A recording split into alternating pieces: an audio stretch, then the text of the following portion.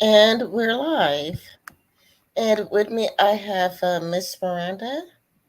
Hi, how's it going?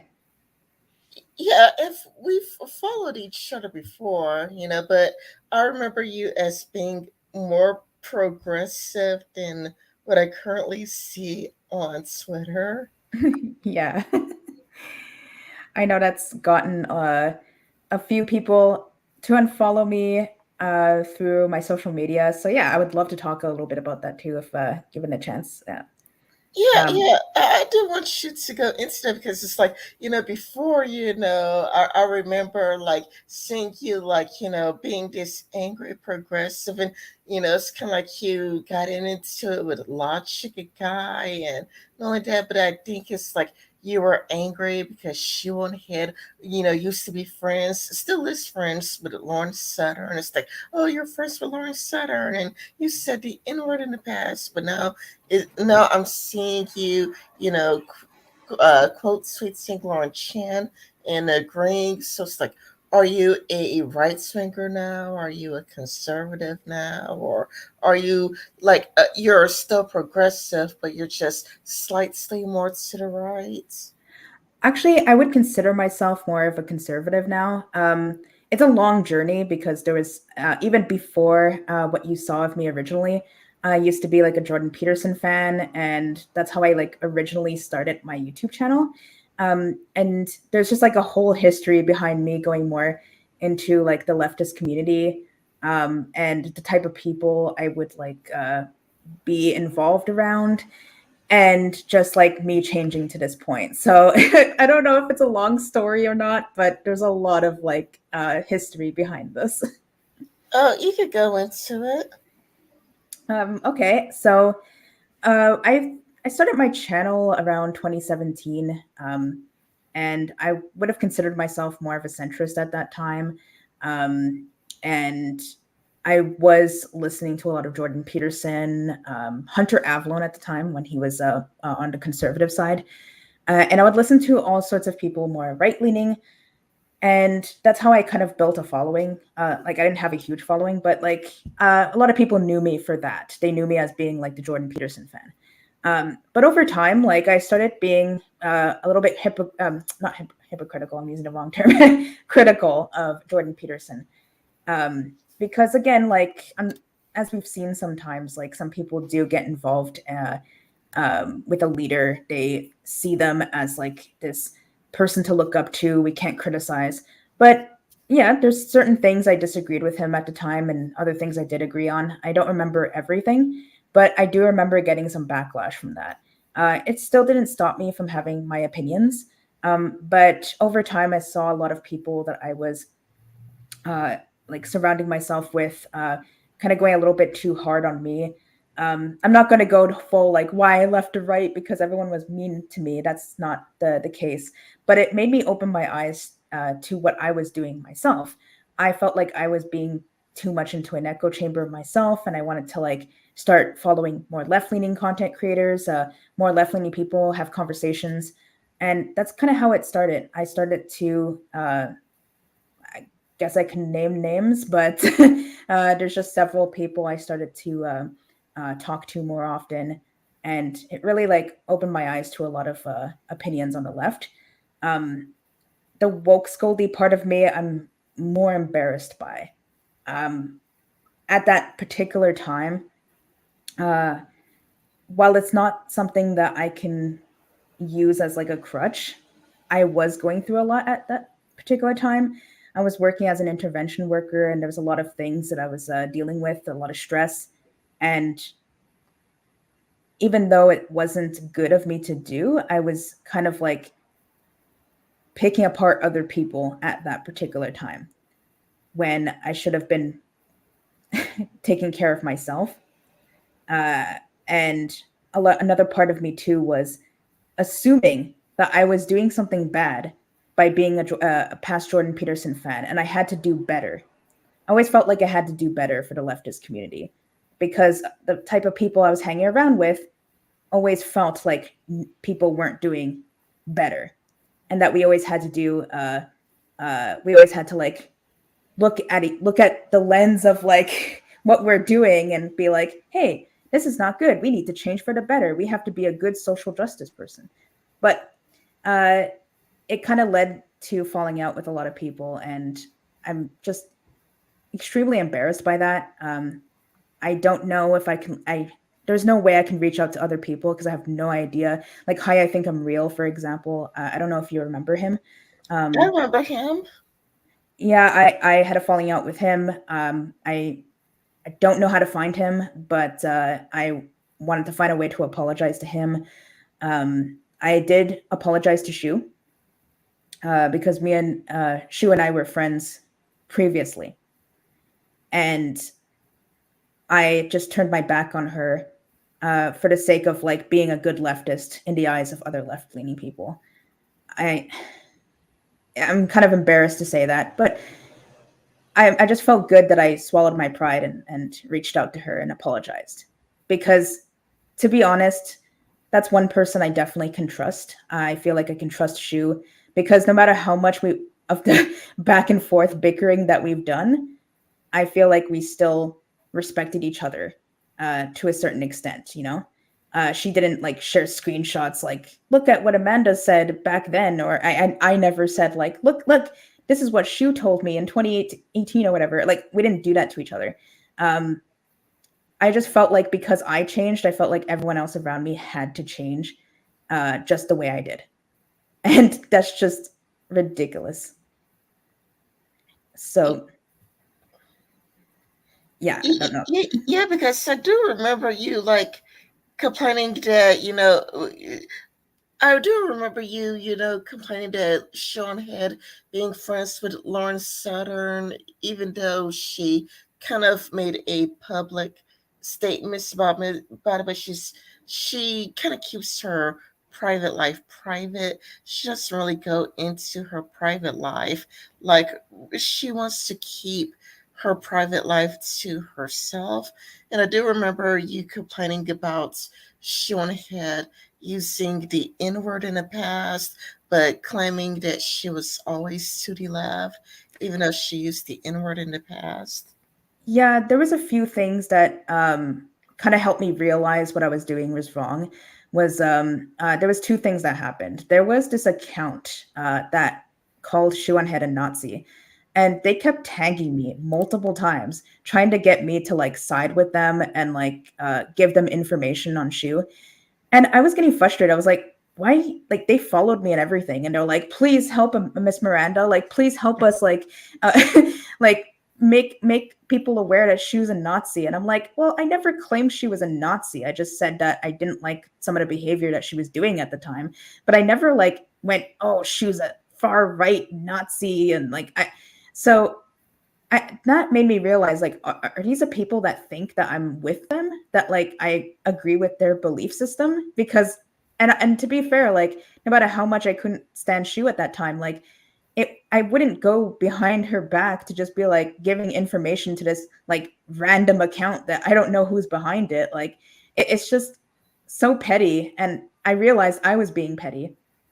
And the other thing too was there were people doing the same exact thing that I did to Shu to me. And it kind of helped me realize that what I was doing was just, when like it happens to you and then you start to like self reflect.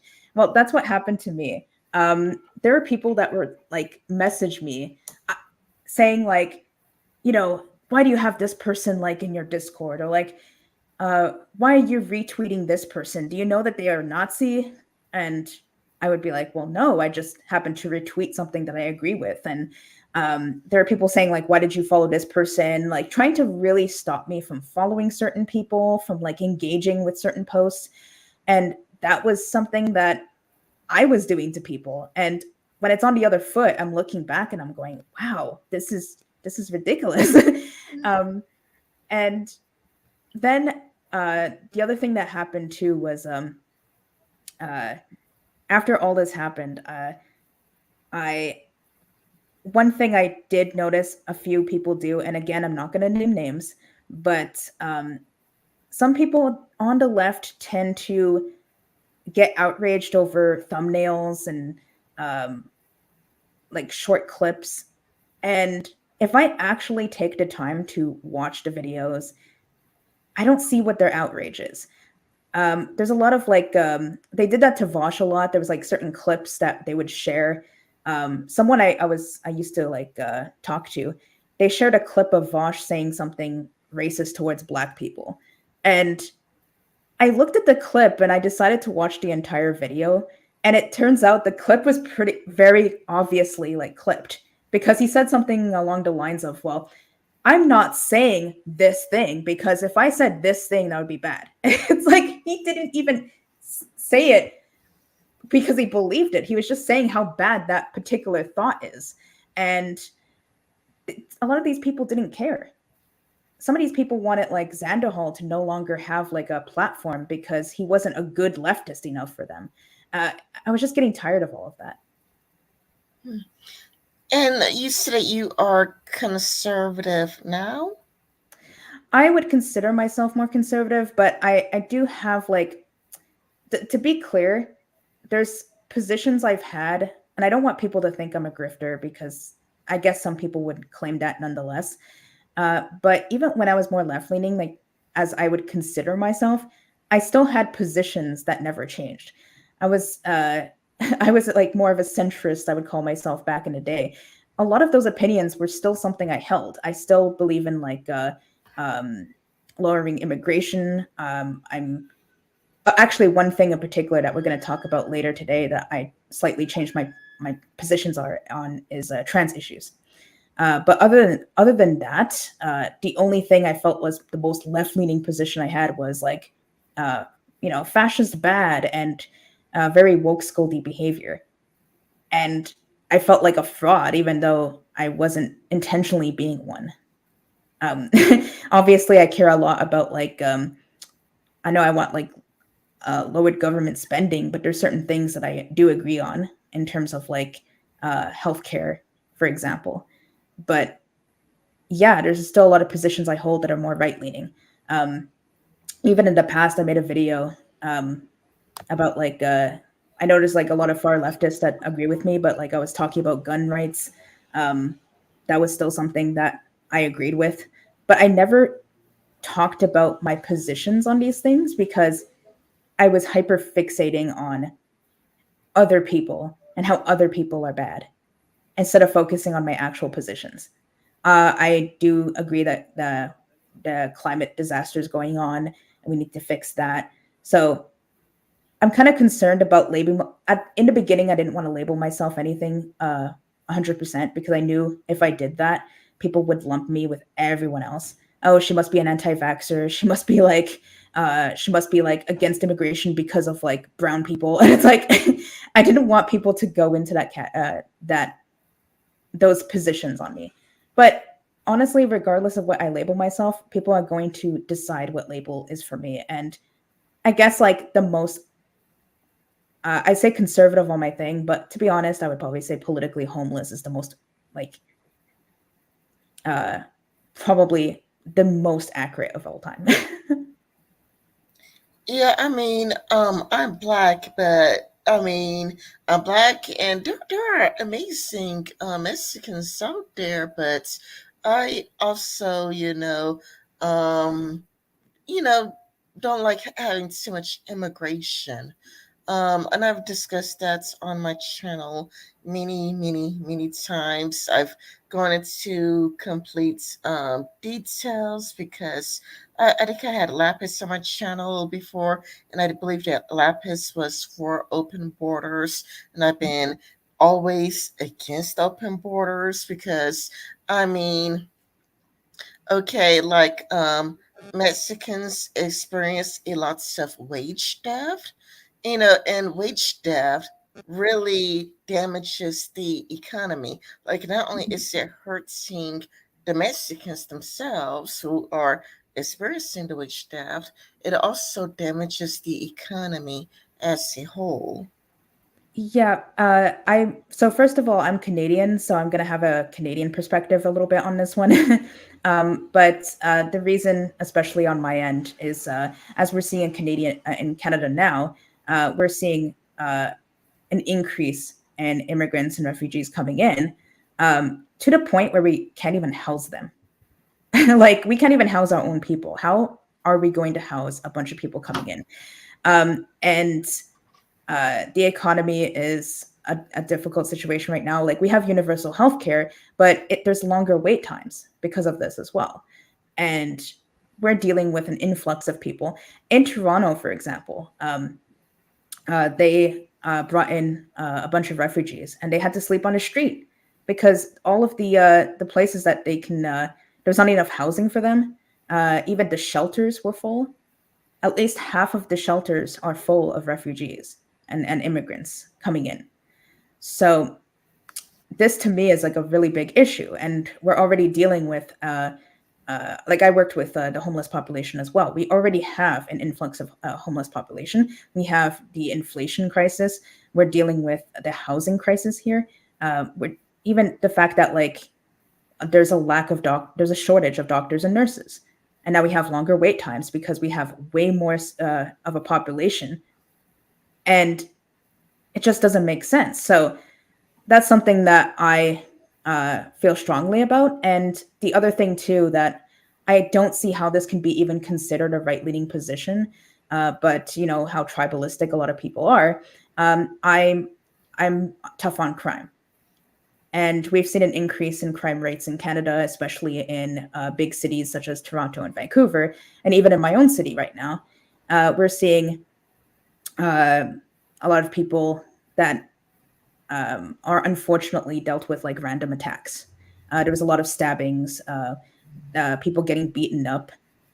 So there was a lot of that kind of problems. Almost every week, there was like drive-by shootings. So these are like very serious issues, and a lot of the people that were committing these crimes, they were released on bail. Um, so I am very much tough on crime. I don't know. It made me so frustrated to see how many people were against Anna Kasparian for having the very same position I have. Um, it's just baffling to me. Yeah, I Apparently, mean, she's not leftist enough because of that. yeah, I mean, we have a similar problem in America. I mean, not where I'm from, but I saw a clip posted of in Chicago where there were Mexicans holding signs because they didn't have houses, and it's like we want housing, so we're inviting so many people in, but you can't even put them in housing. So it's like, and I know that California has the worst homeless, population. So it's like you're inviting so many people in, but so many people don't even have housing. So it's like it doesn't even make sense. And again, the Mexicans are also more likely to experience wage theft, which not only hurts them but hurts America as a whole. Or it's kind of like Mexicans are more likely to work in dilapidated work conditions. They're more likely to work in places that have like, electrical problems or a cockroach infestation. So it's kind of like we're inviting them in, but for what it's like, sure, companies get to save money and pocket more money, but all it seems to benefit is corporations. The only Yeah. clear winner is corporations, and that's it. And even when it, or like defund the place, that has always seemed ridiculous. Like I would think that if you brought this up to the average American, like forget Twitter users, forget Twitter, Mhm. if you brought this up to like the average American, defund the police, defund crime, to the average American that sounds dumb. And I think one of the problem is that Switzer has people from all over the world. So it's kind of like you're going to get to take from people of various countries in their opinion. So it's kind of like, but it feels like, people treat Switzer as if it's real life, so they make Switzer real life, and then you see the consequences. Oh, yeah, absolutely. Because we're seeing the consequences now, unfortunately. And I was in Toronto for like last year for about 6 months for school. And I saw just how unfortunate a lot of I was hearing about crimes. Like there was a woman that was set on fire. So there's like so many things that like really shook me, and I just wanted to point it out too, like going back to the what you mentioned about the housing. um the newly appointed mayor of Toronto, um she is insisting that people have allow like refugees to come in into the homes. And while that sounds nice and all, the problem is that a lot of people can't house them. A lot of people have small apartments. um, and also, why are they the priority rather than the Canadians that are homeless? Why is no one ever saying, "Hey, how about you house the homeless that are Canadians that have been homeless for many years?" So it's making the average Canadian feel left out of the equation. Um, because even though they're suffering, and I totally understand that, I'm just a very Canada first type of mindset. There's Indigenous people here that still don't have clean drinking water in their communities, but this kind of stuff wasn't addressed. So it's making people really frustrated, including myself. And this is why I changed a lot of my positions.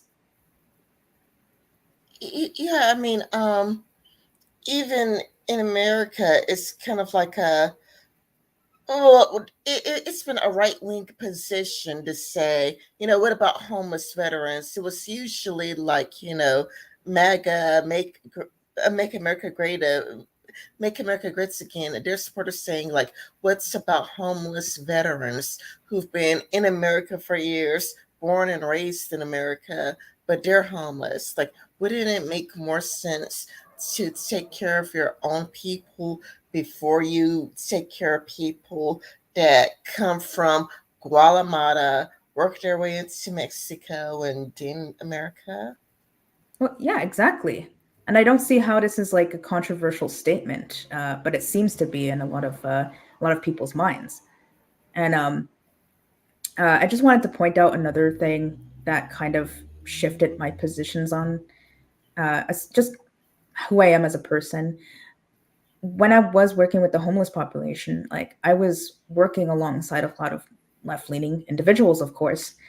And one of the things I realized is I don't like how this is structured, the way we help them.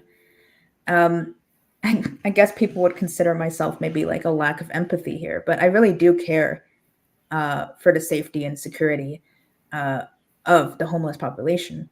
I just find that the people I was not my colleagues, just to be clear, there was like different organizations, especially. Um, I knew they had their best interest at heart, uh, but the way we did things was just so wrong. I felt like there was a lot of enabling involved, and there wasn't a lot of like really sitting down and like figuring out what we can do about the situation. Um, there was even moments where if someone was being violent, we were allowed to call the police um, in like major situations. But a lot of the other organizations refused to do so because they didn't want to call the cops on a person of color because they were afraid the cops would, uh, abuse them. But what is the end goal here? Like, how are we going to stop people from doing violent behaviors and hurting other people if we're not willing to call the cops on them? They're not even going to try to do a vigilante thing on their own. They're just letting them do these things. And it just made me so frustrated to see. Hmm. Yeah. Oh, by the way, somebody named Freaky. I just want to read his comments. It's the same here in the UK. We have homeless, and the migrants are put in homes and hotels and given loads of money and even um, being given lessons in fighting.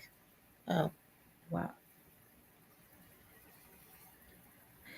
You see, even with my work, there was because obviously I don't know how it works in each country, but um, we are given um, we already have our permanent resident card, which helps us get like healthcare. But anyone who doesn't have that, who's a refugee or immigrant, like we were giving them like temporary cards that they can utilize to go to hospitals and such. Um, so yeah, I'm not trying to be rude here, but like there's a lot of privileges that are given to people that are non-Canadian, rather than the people that live here, and it's sad to see that it's happening in places like the UK as well.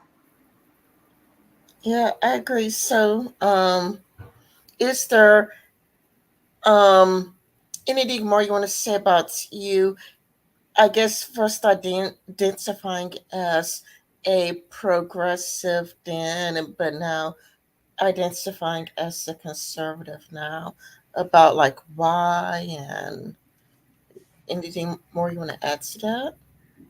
Um, I was going to talk a little bit about like my shift in transpositions after, but in terms of anything else, I just wanted to say that a lot of my positions are going to um, some of them do remain the same. It's just I wasn't really focusing on those, and um, I just felt I needed to do better in the eyes of other people.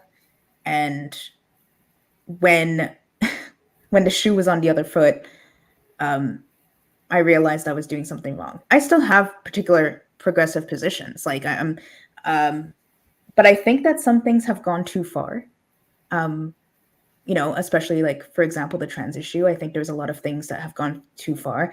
I know the term woke has been like overly used, but as in we've seen in Canada, there has been a lot of like um, incentive to push gender ideology into classrooms, and that is something I'm not completely for.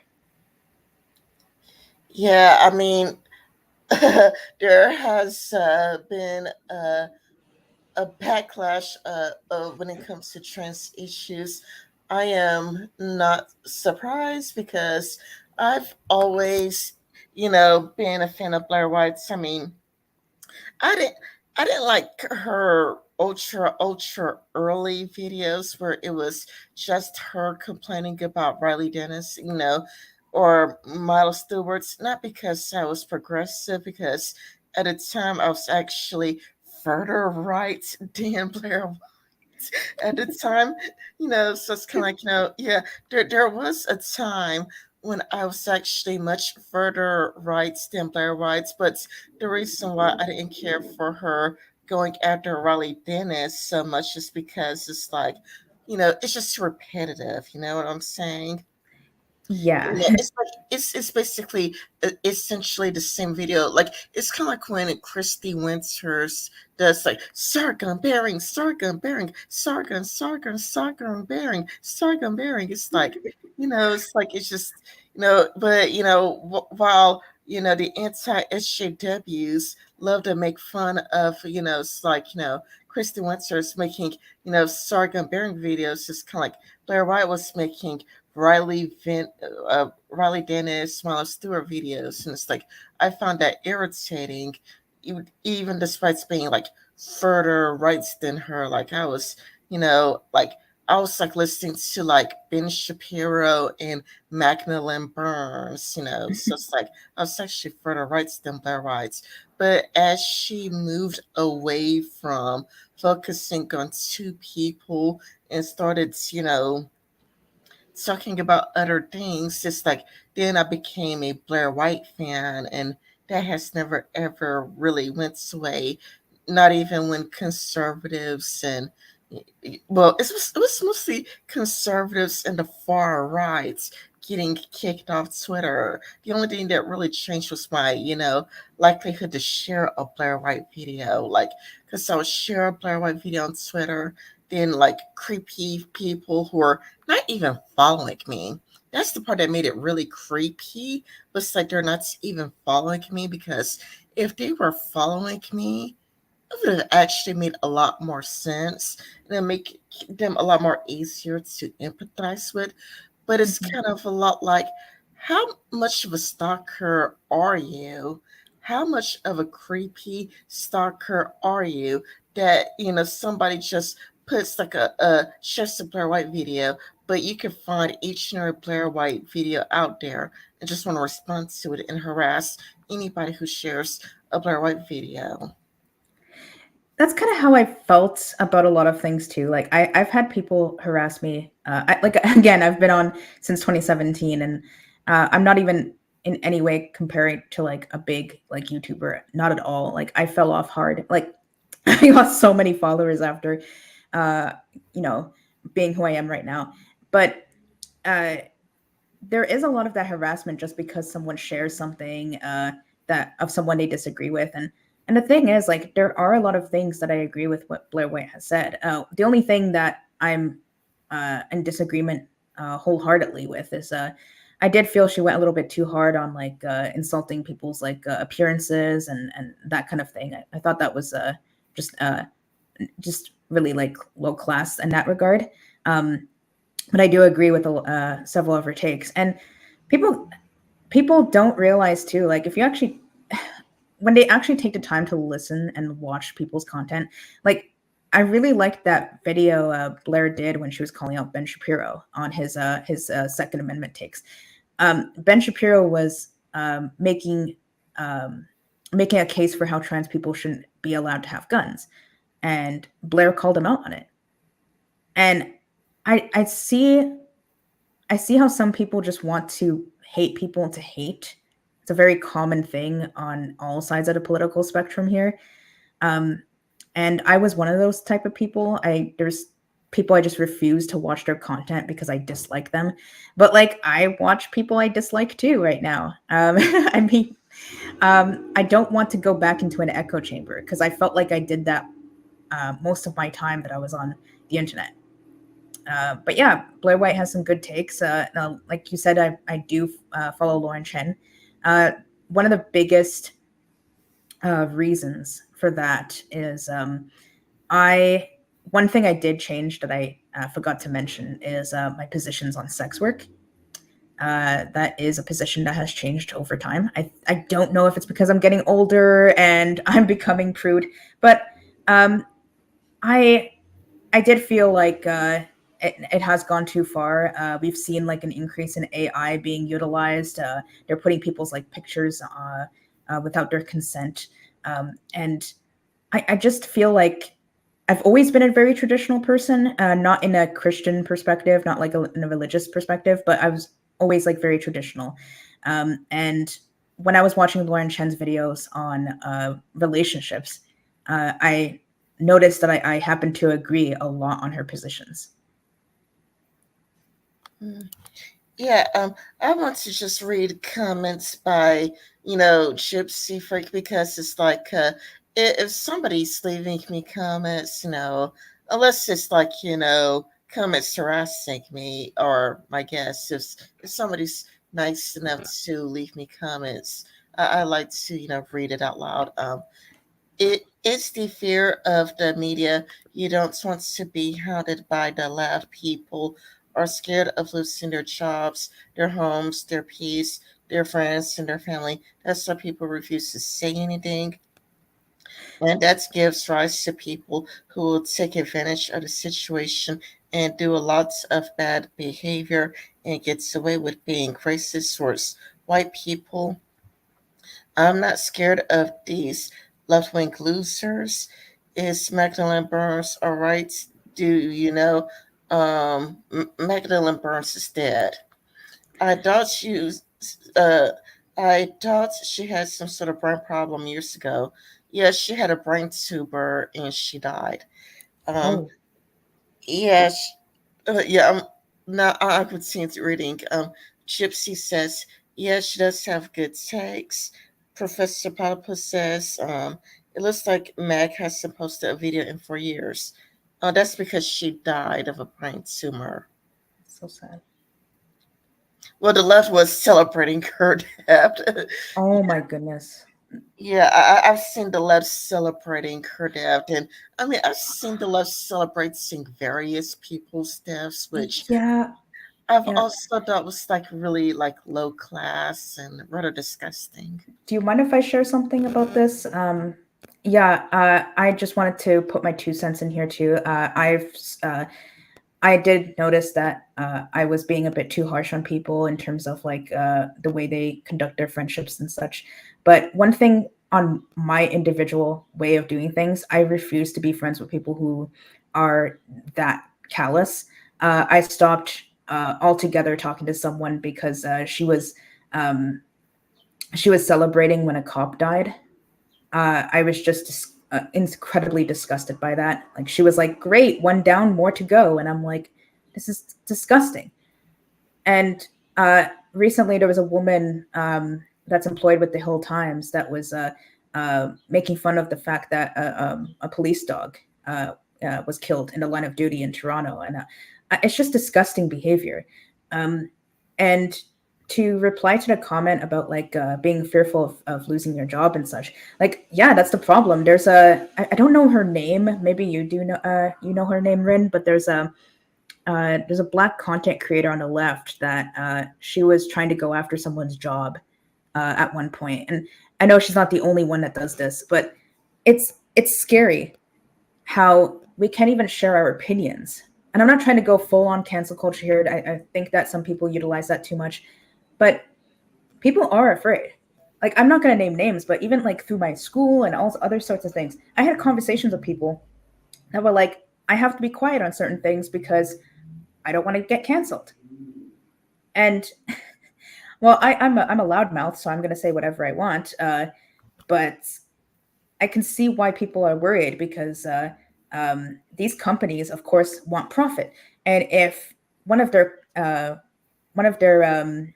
people that are employed at their business is getting a lot of black backlash for what they did online, um, and that's making it harder for them to make a profit, they're probably going to let that person go, and it's incredibly frustrating for that person. And considering how it's so hard to find a job anyway these days, and how expensive it is, wouldn't the left be a little bit more reflective on that and be like, hey, maybe we should be a bit more careful with that, let people have a chance to get to pay their rent even though we disagree with their opinions?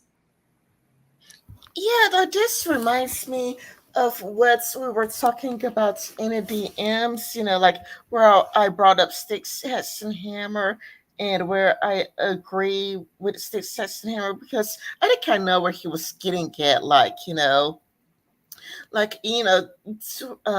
Sticks, Hess, and Hammer used to have a panda tweets, but he took it down.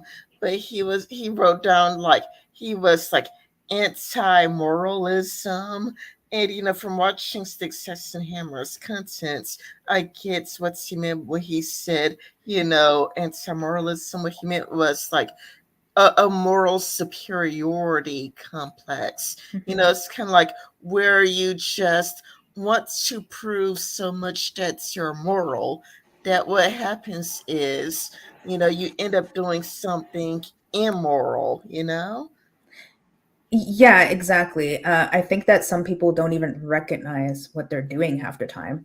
I mean, I certainly didn't. I think that when you get involved with a community, you lose sight of yourself and you think you have the moral grandstanding above other people. And yeah, you lose sight of yourself. Um, I think that's a big issue as well. I think that this is why the left, I know that people constantly say this, but the left eats itself. It's because of that reason. Yeah, exactly. That's also why I think that the left eats itself because Christians have done the exact same thing. Christians have done. That's the reason why there are millennials, not just millennials, but Gen Xers that compare the left to Christianity because it's kind of a lot like Christianity eats itself, and you kind of see the left eating itself, where it's kind of a lot like it's kind of a lot like you just need to be morally superior. So you keep hunting for ways to be morally superior. And at first, it's going to be things that everybody agrees with. It always starts off with things, that everybody agrees with. Like let's just say that there was a murderer at a church. You're like, we don't want you here because you harmed a person. And then everybody may give a standing ovation. And then it could be like, you know, a minor attracted person that's, and I don't like saying that term, but YouTube could be weird with saying the Yeah. wrong thing. Like YouTube could be weird because there are people who get their channels taken down for really weird reasons, and I'm just trying to spare my channel. But there will be minor attracted people, going to church, and again, it's like you could call them out like, we don't want you here, and then standing ovation because it's like most people agree with that. But then it just becomes down to like, you missed the Sunday. And because you like missed the Sunday, we don't want you here. And then you see the church dying out because it goes from something that everybody agrees with to like, you missed the Sunday, or you're the wrong good type of Christian, Yeah. like it becomes like really, really dumb. And it's like, and it's like the left could bring up things that even I would agree with, but then it would bring up things that are so moronic. It's kind of like how we've reached a point where it's kind of like all we have is race swapping content. It's like Oh yeah. it's like, yes, another remake. Like that's not a problem. I am tired of all of these remakes. Like I'm just tired of remakes in general. Yeah, And, same. yeah, but then it's kind of like they just swap it out with a black person, kind of like with the Little Mermaid. Mhm. And it's like really dumb. It's like it's not necessarily the race swapping per se, because it's like there have been but what's the name, there's a movie called like The Preacher's Wife. It's based off The Bishop's Wife, but The Preacher's Wife was like really, really funny. Or it's kind of like there's like the A Diva's Christmas Carol. And The Diva's Christmas Carol was like a modern interpretation. And at the time that it was released, I thought it was hilarious. I was laughing at all of the jokes because it was so funny. But then it's kind of a lot like now we just have like really lazy writing. It's kind of like the Little Mermaid, where the lines, the scripts, everything is pretty much exactly and precisely the same, but she's black now. You know, Yeah. and it's kind of like you're supposed to watch it, or like I'm supposed to watch it because I'm black.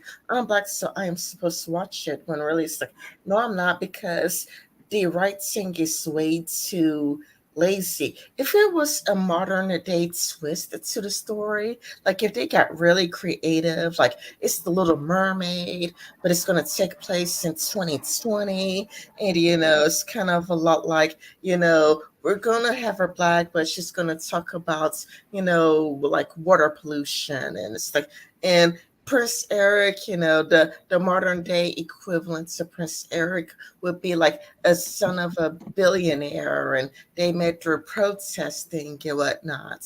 You see, at least that's going to be like creative, but it's kind of like all they really did was made her black and left everything is pretty much the same. So it's kind of like, what's the point of watching? Yeah, I feel the same way because I love acting. I went into acting for school, theater, film, and it was really frustrating. I made a tweet not too long ago. I'm sure you saw it about like representation, and I see that constantly. We have this like uh, diversity, and there's nothing wrong with diversity, but I feel like it's being done in a way to make us feel good. Like, oh look, we have someone that looks like you on screen. Aren't you happy? And it's like, yeah, I guess I could be okay with that.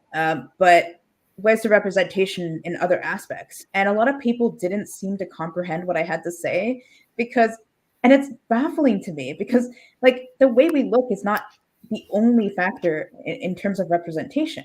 Like, I felt represented through various characters, whether they're men, whether they're white, like whatever other race they may be. Like, I still felt connected to them. Like Monica, I don't look like Monica Geller from like Friends, but I felt represented because it felt good seeing someone on screen that their character is very OCD like I am, and they're very loud like I am.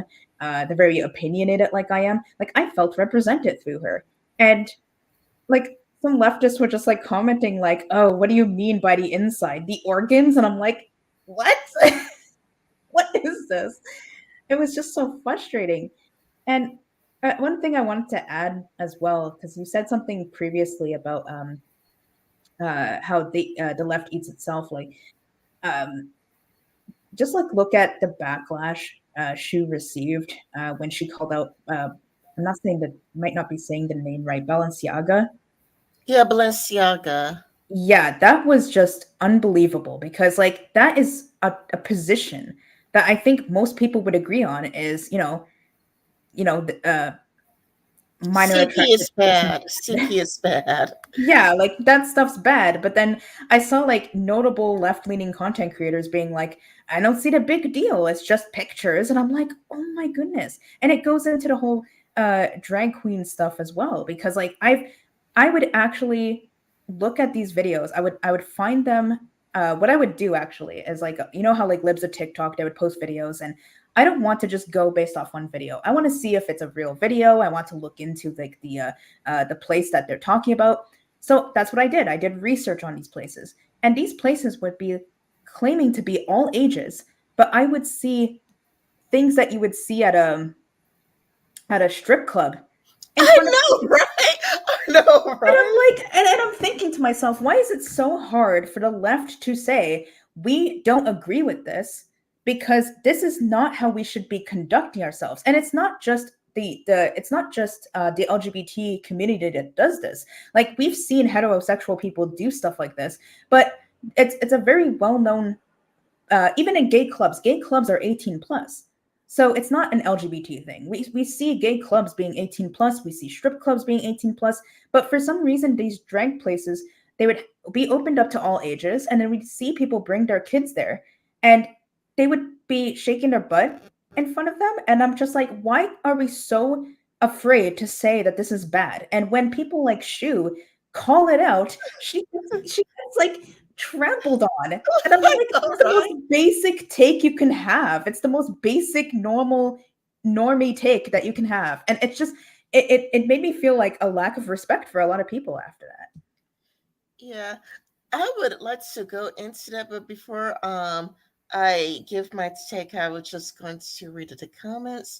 Um Look at Nigel Farage when the banks shuts his account down, and the banks were scared of the backlash for what they did to him, and Nat West lost a lot of shares, and, and they gave him his account back. The pendulum is swinging back. My channel is being shadow banned because of what I say about the left. I tried a few tests on my channel and I know I'm being shadow banned. Professor Platypus says, good idea, Sran. Freaky says, we have loads of great black and or minority characters and anyone can relate to them. You can relate to anyone regardless of what they look like or what their background is. I don't need someone to have my heritage as me in order for me to relate to them. I can relate to anyone who has the same values as me. Exactly. Sorry, I'm dyslexic. That's exactly it. And I wish people would be a bit more like at least the left would be a bit more understanding of that. It's not about the way you look. It's about who you are inside. And it's always been that way. It shouldn't be about your looks. Um and yeah, I 100% agree with that. Yeah. Now I wanted to respond to what you said earlier. Like, yeah, like I would see like like okay, I don't Vosh, but I do know that Vosh went after Sean head, and it's like that's the reason why I made a comparison to like Anna Kasparian to Sean head because it's like you know Anna Kasparian has gotten attacked by people that she thought were her friends. Like I Mhm. was watching a YouTube video by a guy called the actual Justice Warrior or something. And he talked about how Anna Kasparian got attacked by all of her friends. And then like Vosh, he is supposed to be Shu's friend. Like that's your friend right there. But like instead of like, okay, like I'm gonna talk to you about this, but I'm gonna talk to you about this privately. It's like like making a I don't know a really long live stream complaining about shoe on head. It's like that's your friend. Like I would think that a good friend would talk to you about this privately instead of making a public video condemning you.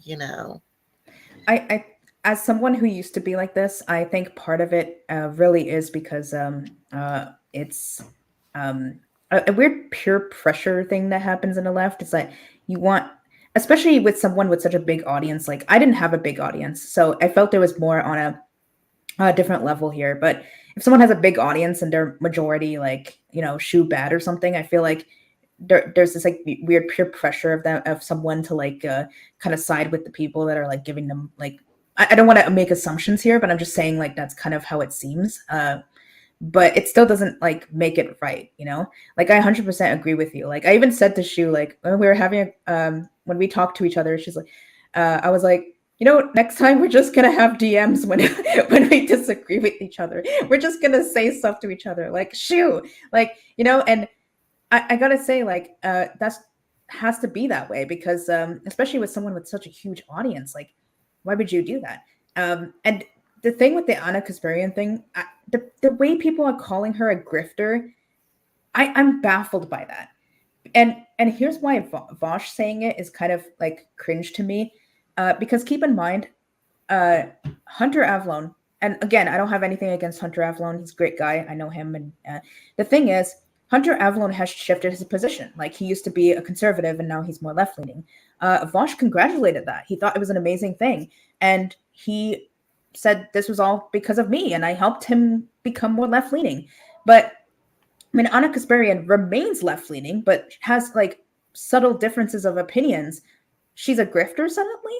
Like, that doesn't make any sense. Like, if we're going to try to be consistent with our opinions on stuff, wouldn't we still believe that Anna Kasparian's a leftist that just has positions that we disagree with? And I just don't understand how he didn't see those two things hand in hand. It doesn't add up there. Well, I think he's just happier to have another leftist. But if somebody seems to be moving to the right, which I think is ridiculous, because TYT has always been progressive. Like even like 10 years ago, it was trying to create more progressives. It actually was trying to create and convert people to being Mhm. progressives. So it would make no sense that like they have always COT has always been a progressive network. They try to create more progressives, but they are somehow, they're leaving the left and becoming right wing. Like, no, that's ridiculous. Oh yeah, and all because of like some small differences of opinions. And she said something about Portugal and their safe injection site program.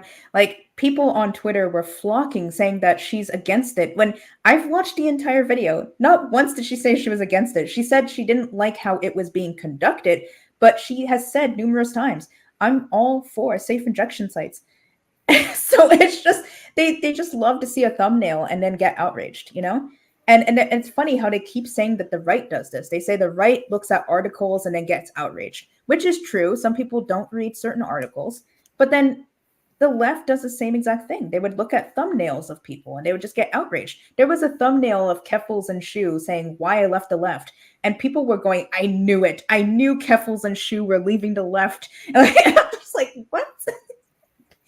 It was just ridiculous. I watched the stream and they were just talking to each other, and none of it was "I'm leaving the left." So um, it just goes to show that, like, both sides have their issues. But um, I don't like the woke scoldy behavior I got from a lot of left leaning people, and I didn't like it when I was doing it, and it really opened my eyes.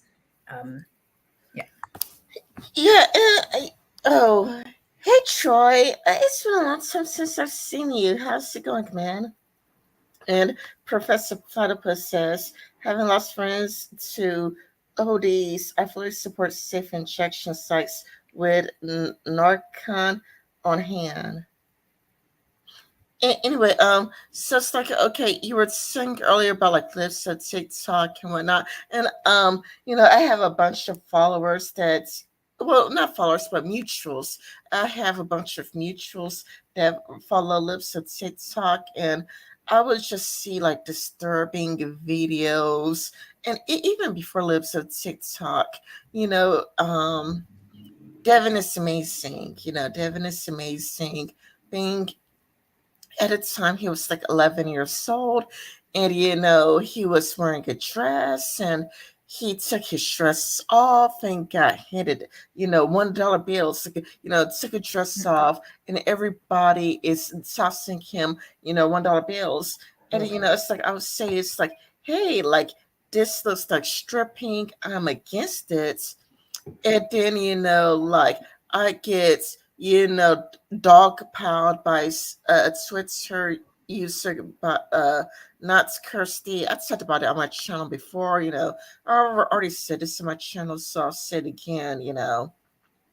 I got dog piled, and it's kind of a lot like, you do realize that outside of Twitter, like outside of Twitter, my take is really, really normal. It's kind of like I could easily, and I have easily said the exact same thing outside of Twitter. Like, if I said the same thing in real life, everybody in real life agrees with me. But for some reason, like, you see it on Twitter, it's kind of like, it's like, oh, you're a transphobe, you're a transphobe, you're a transphobe, and it's kind of a lot like, you know, this is why people look at Blair White and go, well, at least they're sane. Like, that's the reason why people like look at Blair White and go, well, at least they're sane. It's like, I have no problem with you, but because it's kind of a lot like, you know children shouldn't be stripping. How is that a hot take? How's that a spicy take? I could say the same thing, and I have said the same thing, in real life. I say it's in real life. Nobody cares. Everybody like agrees with me, but it's like you said on Twitter. It's like, oh no, you're a transphobe. You hate trans people because you don't think that a little kid should be stripping in. And I don't understand how they connect the dots there, because like they're such gaslighters too. Like, um, so the thing that I've seen those like on my timeline, and it's just disgusting. It's clearly disgusting. I Here's the thing. I do still believe trans people have should have rights. Obviously, I just think that there's a few things that have gone too far, and I don't mind mentioning them now. But like, um, the I just feel like the whole neo pronoun thing. Obviously, I just don't understand. I don't understand how people are trying to claim uh, trans to be so many different things. It's losing sight of what it actually defines. Um, Now apparently you can be trans and non-binary. You could be trans putting on makeup and a dress. Like, you can be trans without transitioning, and it's like, and I'm just like, why? How is that even possible? Like, it just doesn't add up. It just doesn't make sense, and then it kind of dilutes the very essence of what being trans is, right? Like, it just doesn't correlate. So, And one of the things I've said that I'm maybe some people would probably think I'm transphobic for this, and I didn't get people like, calling me out or anything.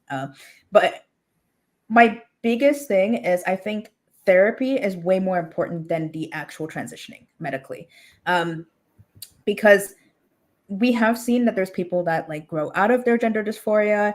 Um, Even me, when I was younger, I used to think I should be a guy.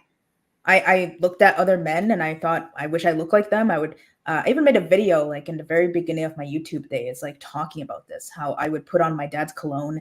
I cut my hair. I tried to look like a man. I would have dreams that I was a man. And now I'm happily being a woman. If I lived in this time period, I would be a detransitioner.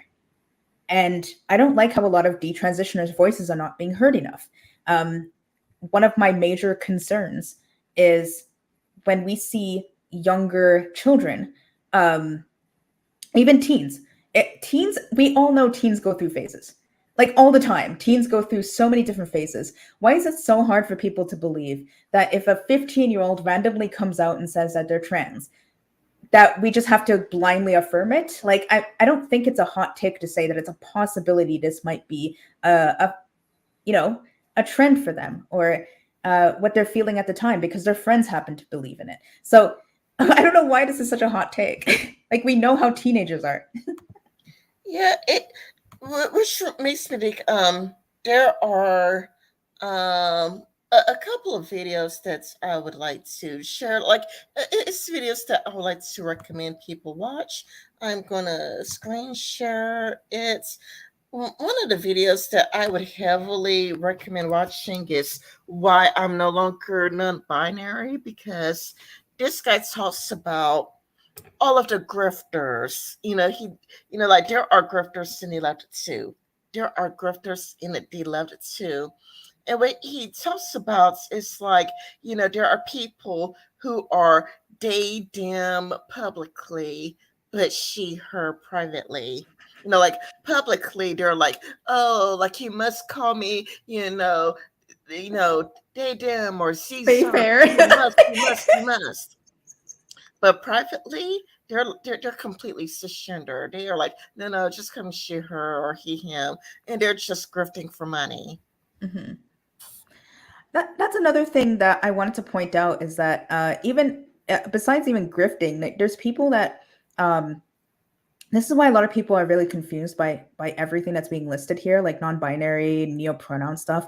We've seen people that clearly look like they're female and they clearly present as female, but they want to Oh, that is so they want to go by he him pronouns, and I'm just like, why? And it's I feel like it's just attention seeking because there's no way, it makes no sense. Like, if, like, again, like kind of what Blair White states, like, if you're going to transition, like, there's a reason you're transitioning. Like, why would you be considered trans because you put on a dress and put on like makeup? Like, transitioning is about transitioning because you're unhappy with and feel uncomfortable with the very body you have currently. So I feel like I feel like people who do this are just attention seeking or the grifting, whatever the case may be, that they're trying to get a profit off of it or they just want attention. I don't know, but it doesn't make sense, and it's annoying that they expect us to just agree with it even though it doesn't make sense.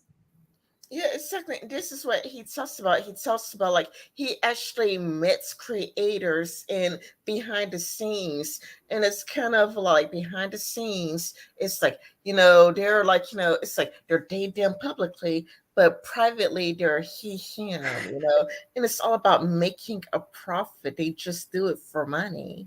And it's not surprising because it's like you would see somebody, who is, like, who looks female, presents as female. They would be like, have big boobs. They'll be wearing a push-up bra. They'll be wearing a low-cut blouse.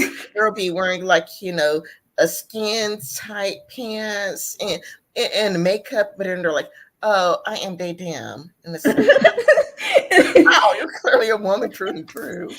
But that's what the neopronoun thing doesn't make much sense to me either. Is because, like, why do we have to go into making and creating constant new pronouns? Like, we've already established that there's he him that's more masculine, she her is more feminine, and if you don't abide by any of those, like you're they them. Why is there fey fair? Why is there me ma? Why is there wah wah we wah? Like what? Why is it all there when like it just feels like attention seeking? Because why would you want to create new pronouns? uh it doesn't, it just feels like, well, because other people are doing they them. It gives me hipster vibes where you want to stand out and be unique, but then you end up being like everyone else. and, I, and the thing is, they want us to affirm it. They want us to agree with it. They want us to say the pronouns that they go by. But here's the thing. This is just my take on this. I will affirm someone's position if I can see, like, I would call Blair White she, her. Or if a friend comes to me and even if they're not at that level, but they're like in going through the process, I will go by that. But I'm sorry, I'm not going to use neopronouns. I'm not going to use those. I think that they're just silly, and I'm not Yeah, going to go along with it. yeah, exactly. It's kind of like there would be like and this is how I kept my accounts safe on Twitter because my Twitter accounts is from 2016. When the person's like, call me by neo pronouns, I just blocked them.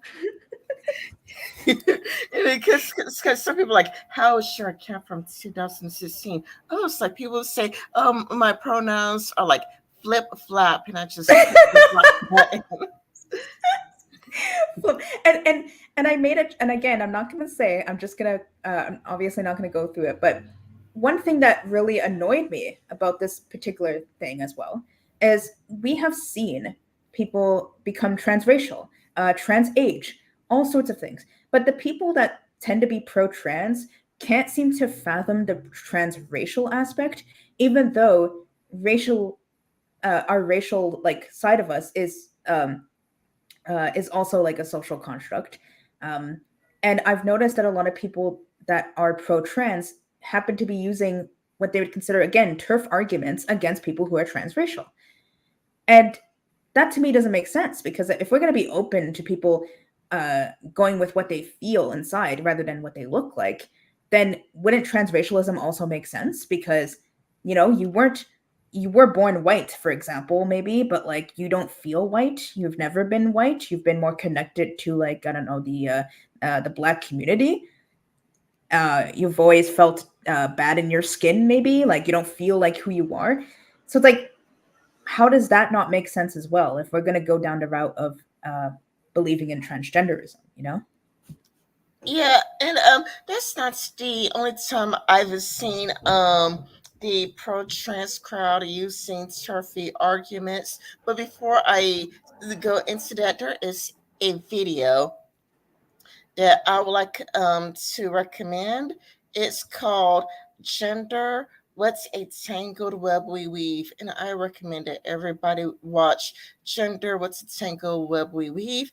And believe it or not, the person does present both sides very well. But one of my favorite quotes in a movie, not a movie, but one of my favorite quotes in a video is kind of like for the people who are she, her one day, they, them another day, Oh. he, him another day. It's kind of like the people who are a lot like, didn't they want to bring up, hey, the 41% number? Like, hey, you do know that 41%.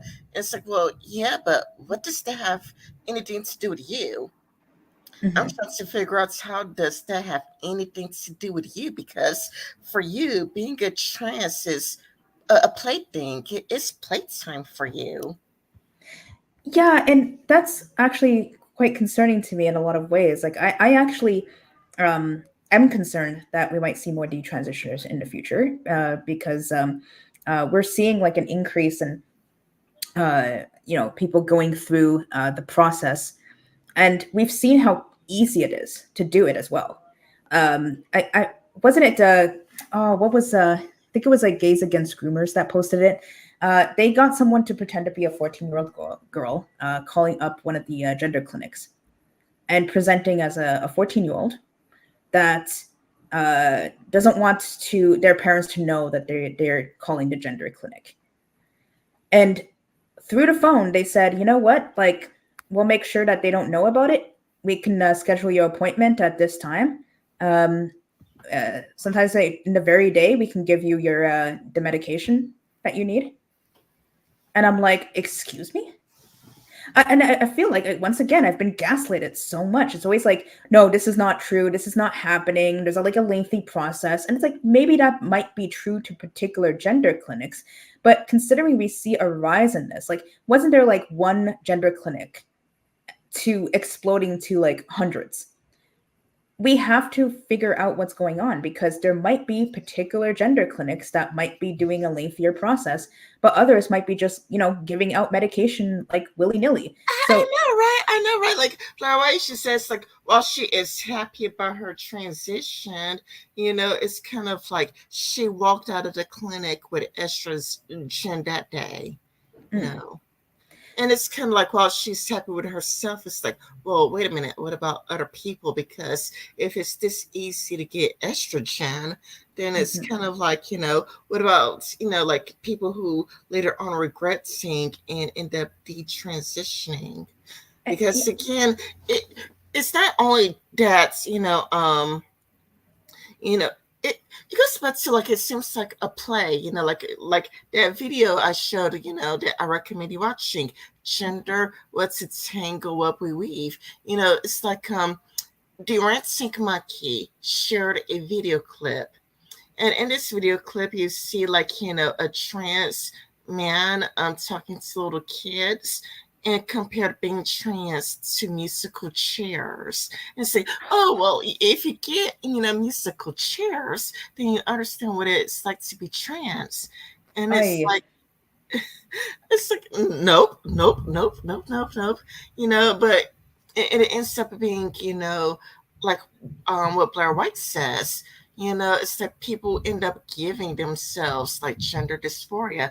Did they know? Like they end up describing gender dysphoria really well. Like they finally hear how they sound like as a man, or they actually experience, like a receding hairline. And it's kind of a lot like they end up feeling, um, they end up having thoughts about ending their lives. You know what I'm mhm, saying? Like the moment they go through the process of changing, it's kind of like how one person would do the process, and then they're an alcoholic. They're like an mhm, alcoholic now. They can't stop drinking. Or other people they're like, hey, now that I've gone through it, I can't stop thinking about ending myself. I think about mhm, ending myself all the time now, and I can't stomach, being in my body anymore. mhm. I One of the things that I've heard often is even parents stating that when they go to these gender clinics and they go through therapy, they're often told, "Would you rather a trans child or a dead child?" And that it's frustrating to me that those are like clearly the only two options in their mind, which is clearly not true. Um, there is an increase in amount of trans people who have committed suicide, unfortunately. But transitioning their body is not the only way to like mitigate that. We've seen detransitioners even talking about suicide because of the complications that has arisen ever since they transitioned, or they realize this is just not for me, and I want to go back to what I was before, and I'll never be the same again. Like, here's the thing: if transitioning was as easy as walking into like um a little portal and then immediately transitioning, and there's no like medical effects, everything's perfectly fine, then yeah, I wouldn't be bothered right now. But the thing is that I'm gonna be a bit more concerned because these are life changing, altering decisions that a lot of it you can't go back on. So I think in cases when like, to be clear, um I'm not against social transitioning to a certain extent. I feel like it's good to like explore your gender and figure out who you really are. I am okay with like for example, if someone's like 16 and it's obvious they've had gender dysphoria through since they were 5 and they went through countless like therapy and everything, then I'm okay with them doing things. But in terms of like being, we just need to be more cautious of this because it just seems like everyone's very much wanting it to it's like driving like a sports car. I feel like everyone's driving a sports car instead of like, taking a little like taking a little breather and taking some breaks here. It's just let's just get them through this process. And it's like, well no, because and people get mad at people like me coming out. I know Lauren Southern said the exact same thing. We were tomboys growing up. If like my mom told me this might be a phase and let's wait it out. If I had a mom that just like clapped for me and said, "Yes, I'm going to affirm you. Yes, queen." And like brought me over, I would be a detransitioner. I would probably be suicidal because I am very much happy being a female. I am happy presenting as a woman. So that's one thing. I know that I have a little bit of an opinion on in terms of like even the locker room situation and self ID. I think self ID is ridiculous because once Oh my again, goodness. Okay, well, wait a minute. I need to stop you right there because it's like I've collected a bunch of articles which I presented to like Tyler Preston, and it would be like people who, okay, they committed the crime as a man. Then mhm. they, decided to be trans when they were in prison. But then when they got released from prison, they self identify as their biological sex. Yep, exactly. We've seen this, and uh, this is the problem with self ID. Like, I know it, everyone wants to be nice and bring people. I'm not concerned about actual trans people. I don't care. If Blair White wants to use my bathroom, I'm all for it. I don't care. But with self ID, it's going to lead people into taking advantage of this legal loophole. And we've seen it happen. We've seen it happen with people that have committed rape crimes. There was a guy that raped women who transitioned as a woman, supposedly, and he was allowed to enter the women's facility, prison facility. So it's like we've seen someone who claimed to be trans enter a sorority with a bunch of women. And uh, let's just say there was a lot of them standing watching them um, while they're nude and doing awful things while they watch them, and all of the girls came together and made an official complaint because this is clearly an issue, and this person was not even close to fully transitioning because they were clearly male, they were bigger, they were stronger, more physically stronger than these women. And what, we're supposed to be allowing someone that like that to be entering women's locker rooms? Unbelievable. Yeah, yeah, I agree with you. Like, I'm just looking for the news article that I found. It's like where it's kind of a lot like people would go to like prison, like as like a woman, but then like when they're released, they identify as their biological sex. Hmm. And with self ID, we're going to see more of this. And this is why I'm 100% against the self ID. I forgot where it was, but there was there was a particular place, a country, I think, that uh, made self ID legal. And I just don't understand that. I know it sounds harsh for people, but I think people have to comprehend that there's a difference between like there's different stages of being trans that has to be taken into account when it comes to the security and the safety of others. Yeah, And oh, go ahead. oh yeah, I was just gonna say like I don't know what the solution to this is. I really don't know. This is something I'm still exploring, to be honest. But I gotta say, if a good example, do you happen to know Rico Rats? Right? I don't know if you know him, but he's a big guy. Uh, if I saw him entering my bathroom, for example, I'd be like kind of concerned, like him being in my locker room. Now, I know one of the arguments that people would claim is, well, they can enter all the time. There's no like special door that stops men from entering nonetheless. So, like, what's stopping them if self ID is happening? What's stopping them even before this? It's like, well, here's the thing. If I'm in a locker room and a man enters to watch me undress, I can call the front desk, I can call the cops, this guy will be removed. Now, I wish I had the video of it, but there was a video of a woman at the gym, and there was a guy who was clearly male, did not transition, claiming to be trans when the police arrived because he was watching them undress, and he got away with it. He wasn't arrested.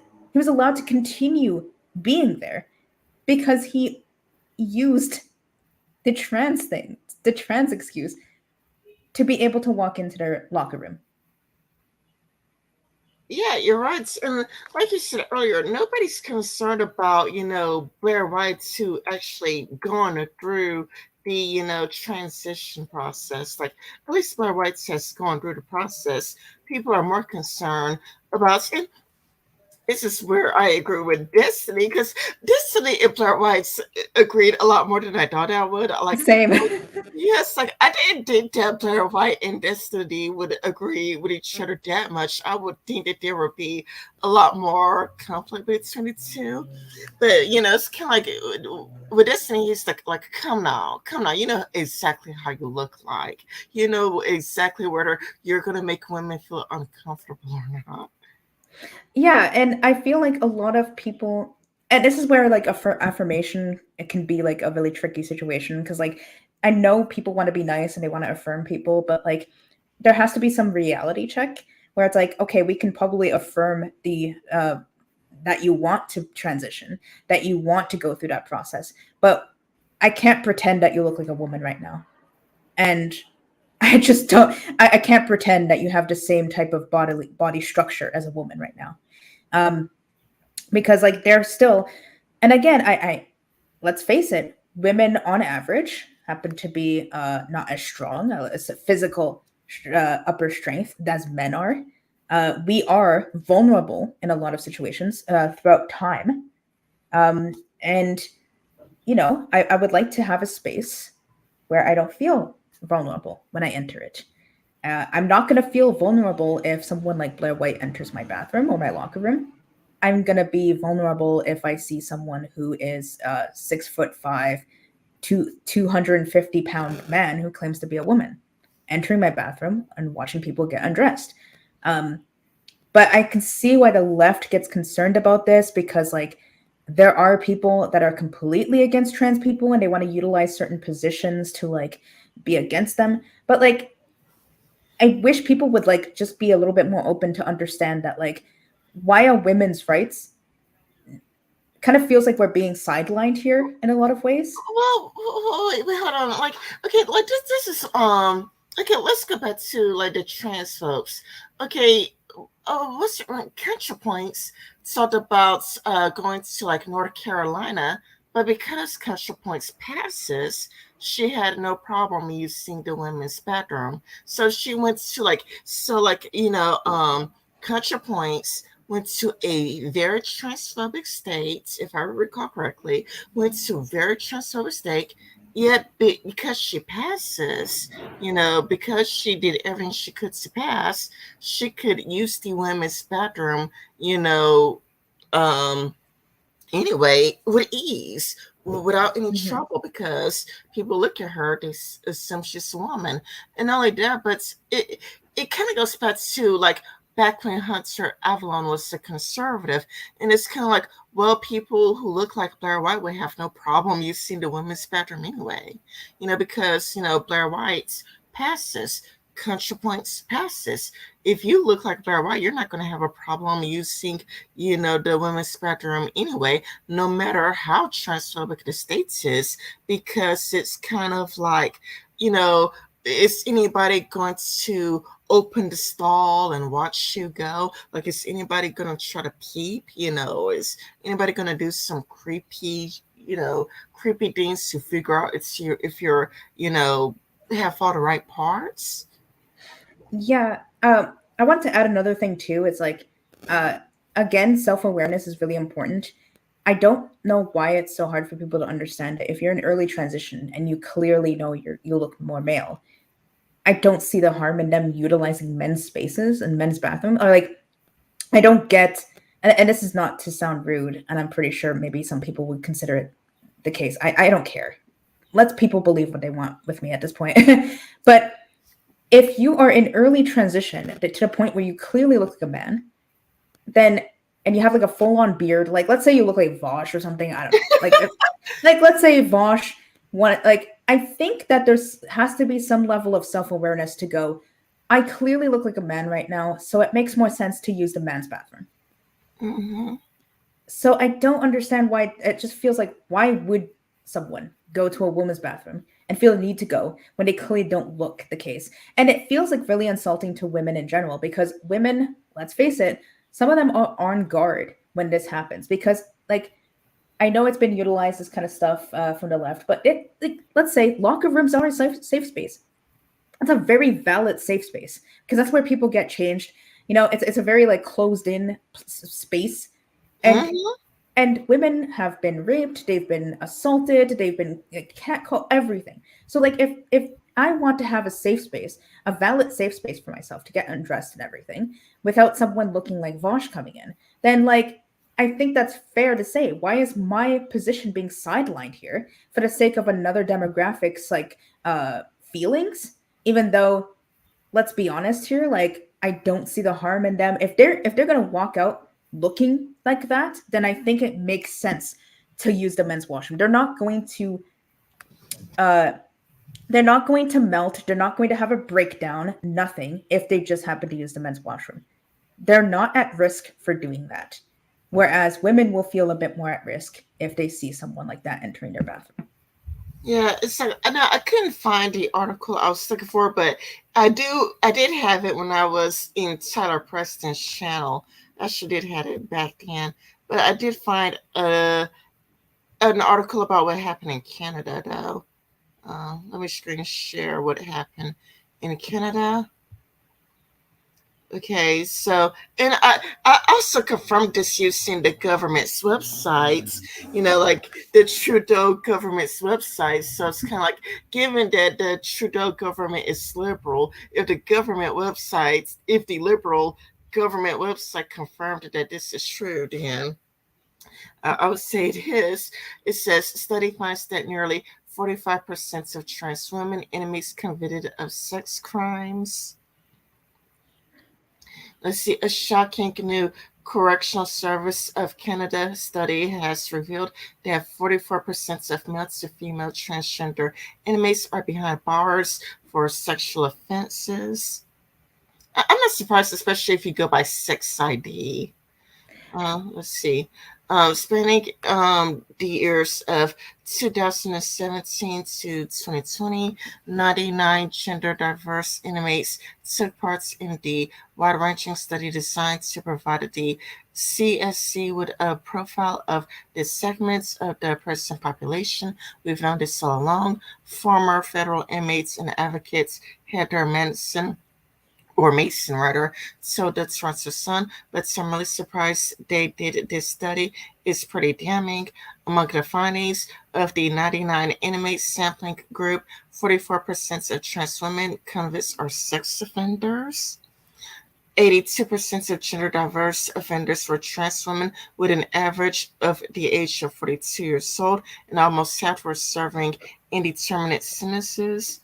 Two-thirds, 66%, had a low reintegration potential, which that's also really bad. A low reintegration potential. About 64% of these offenses had committed current sexual offense, while 88% have previously been convicted for sexual offenses. About 94% committed their crimes while living as their biological sex. That's another thing. Like, this goes along with what Blair White has been saying. Like, it's like, you're committing these crimes as your biological sex. So when you are doing these crimes are committed as your biological sex. But like when you like get arrested or go to prison, it's like, oh, you want to suddenly self-identify as a woman. Yeah, I'm curious about one thing because I'm not I don't have any numbers on this, but is it true that women do have lighter sentences as well? Yeah, women do have lighter sentences. So I think part of that could be the reason as well, because it's like, well, if I identify as a woman, I might get a lighter sentence, and I'll have like it would be a little bit easier for me, that kind of thing. Um, the other thing I wanted to point out too is like I every time I see stuff like this, I'm just feeling like the left would come out and be like, well, this was like a correctional facility. We don't believe what they say, and it's like, but we have to go by what we have in front of us. And if this is the case, we this is very concerning. Yeah, and it's like, okay, let me finish reading it off because it's like it's not far to go. Sure. Um, the vast majority, 85%, were convicted of violence crimes that caused death or serious harm to their victims, 58% of whom were children or women. Wow. Okay. It's quite shocking. The study also shows that 41% of trans women are in for homicide related crimes, while with male enemies, it's only 21%. I mean, that's okay. So it's kind of like, oh, let me read that again. The study also shows that 41% of trans women are in for homicide related crimes, while with their male inmates, it's only 21%. That is like basically saying that a cisgender man is safer to be around than a trans woman. Mm. Okay, I Meeson said, adding that the study also revealed that in just 4 years, the number of trans inmates almost doubled. The study also found that 70% of trans offenders with such crime jackets were themselves the victims of childhood abuse. Which, okay, the left loves bringing up, that trans people are often the victims of abuse. However, psychologists have been saying for a long time that victims of abuse oftentimes become abusers themselves. Yeah, that's true. The study added over 80% of gender diverse offenders with sexual offense histories were trans women. Sexual offending indicators show that the majority of these offenses were committed while living in their biological sex. Again, this is exactly what Blair White has been saying, that you are committing these like crimes as your biological sex. However, the moment it's like you get caught, you suddenly want to self-identify as trans, and that's the highest proportion of the victims were children or female. In addition, the majority of the subgroup caused death or serious harm to their victims. The study also found that 99 gender diverse offenders, 47 of whom were indigenous. That I would just like to say, like, that's the problem. This is why it goes back to the whole like uh, calling yourself trans when you're not really trans. And this is like a good example of it. People are taking advantage of the label so that they can get lighter sentences, that they can get away with like their crimes to a certain extent. They don't have to go through uh, uh, more harm for what they have caused.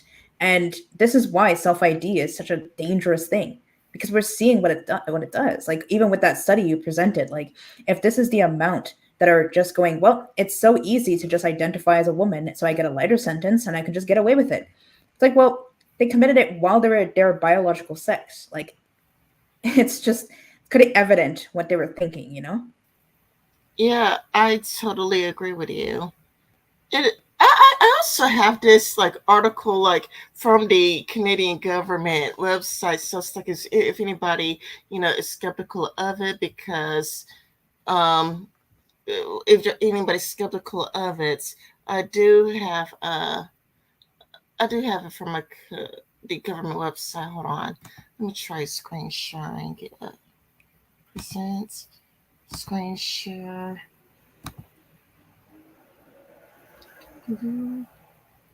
I think it's this one, if I'm not mistaken. Yeah, like I do, like have it from the Canadian government, where it really does um talk about this in detail. And if anybody wants it, they could just contact me on Twitter or whatnot. I'm, Rana Michaelis on Twitter. You could contact me, and I would give this to you from the Canadian government website. Yeah, please send it to me too. I would like to read it. Oh, okay. I'll send it to you. I'll send it to you like right now. Even recent too. That says from 2022. Yeah.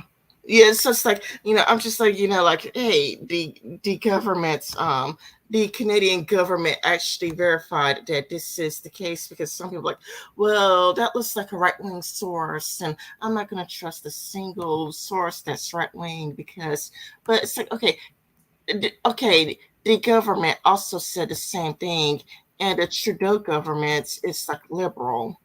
Well, So, they'll just say they hate Trudeau or something and say that like, oh no, like they'll make something up. Oh, thank you. I just received it.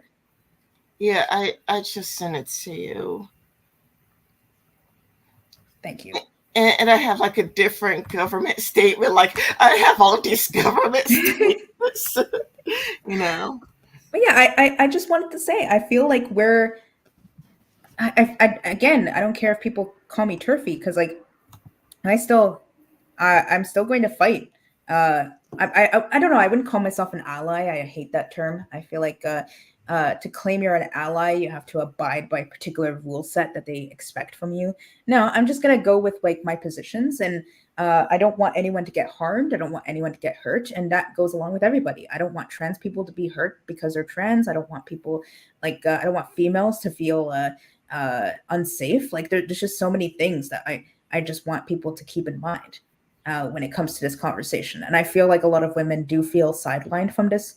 And I wish the conversation would be a little bit more open to people that feel that way, because sadly, if we even bring this up, we're labeled turf, and then we're put into that category of people that just hate trans people, for example. And it's like I don't want to be labeled that, but label me whatever you want to label me, but I'm going to stick with what I believe in.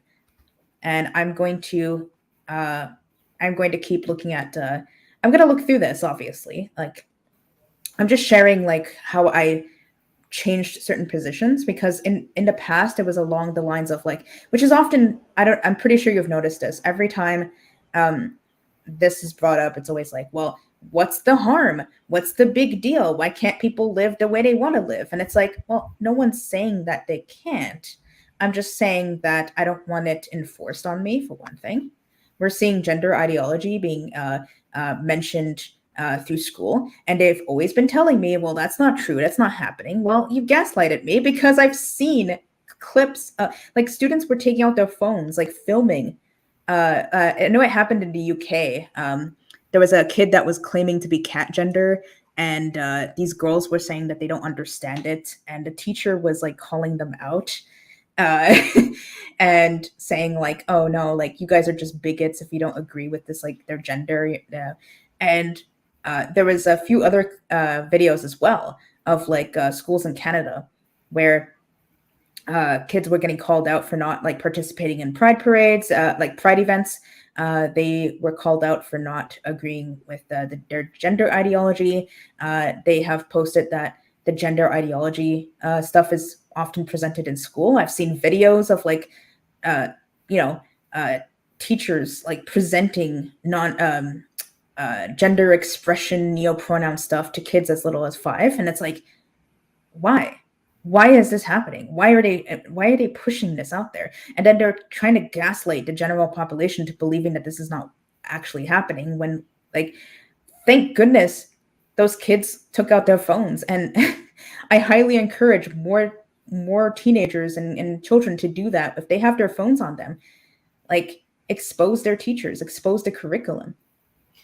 I think he's probably financially motivated. That's what I believe to be the case.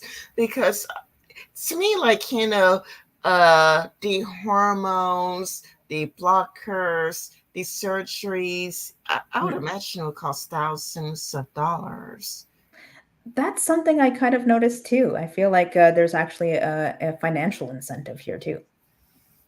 Yeah, I I just think that there is a financial incentive. It's like a way to make, you know, like wouldn't this be? I mean, correct me if I'm wrong, but wouldn't this be related to like big pharma?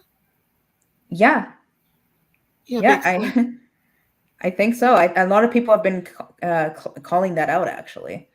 Um, and I didn't even put two and two together with that. I would like to look more into it, obviously, but yeah, it's definitely something that's being mentioned.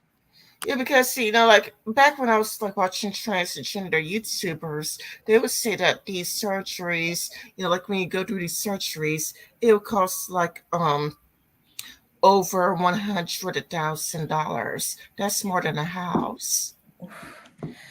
And keep in mind, if anyone spends that much to change and then they later find out it's not for them, that makes them even more depressed because it's not only their body changing, it's the fact that they wasted so much money on doing this to themselves when they realize it wasn't for them. Yeah, I don't think that most people have that sort of money though, but but it just seems like there is a strong financial incentive to push this. Like it seems like a big pharma thing. It's just scary that it's happening in schools too, because it's like why is this needed in public institutions as well? Um, I feel like uh, in that regard, I think I know you're talking about big pharma here, but like I think the other incentive here is to make it a bit more normalized, which again, it's technically normalized to a certain extent because it's okay to be trans.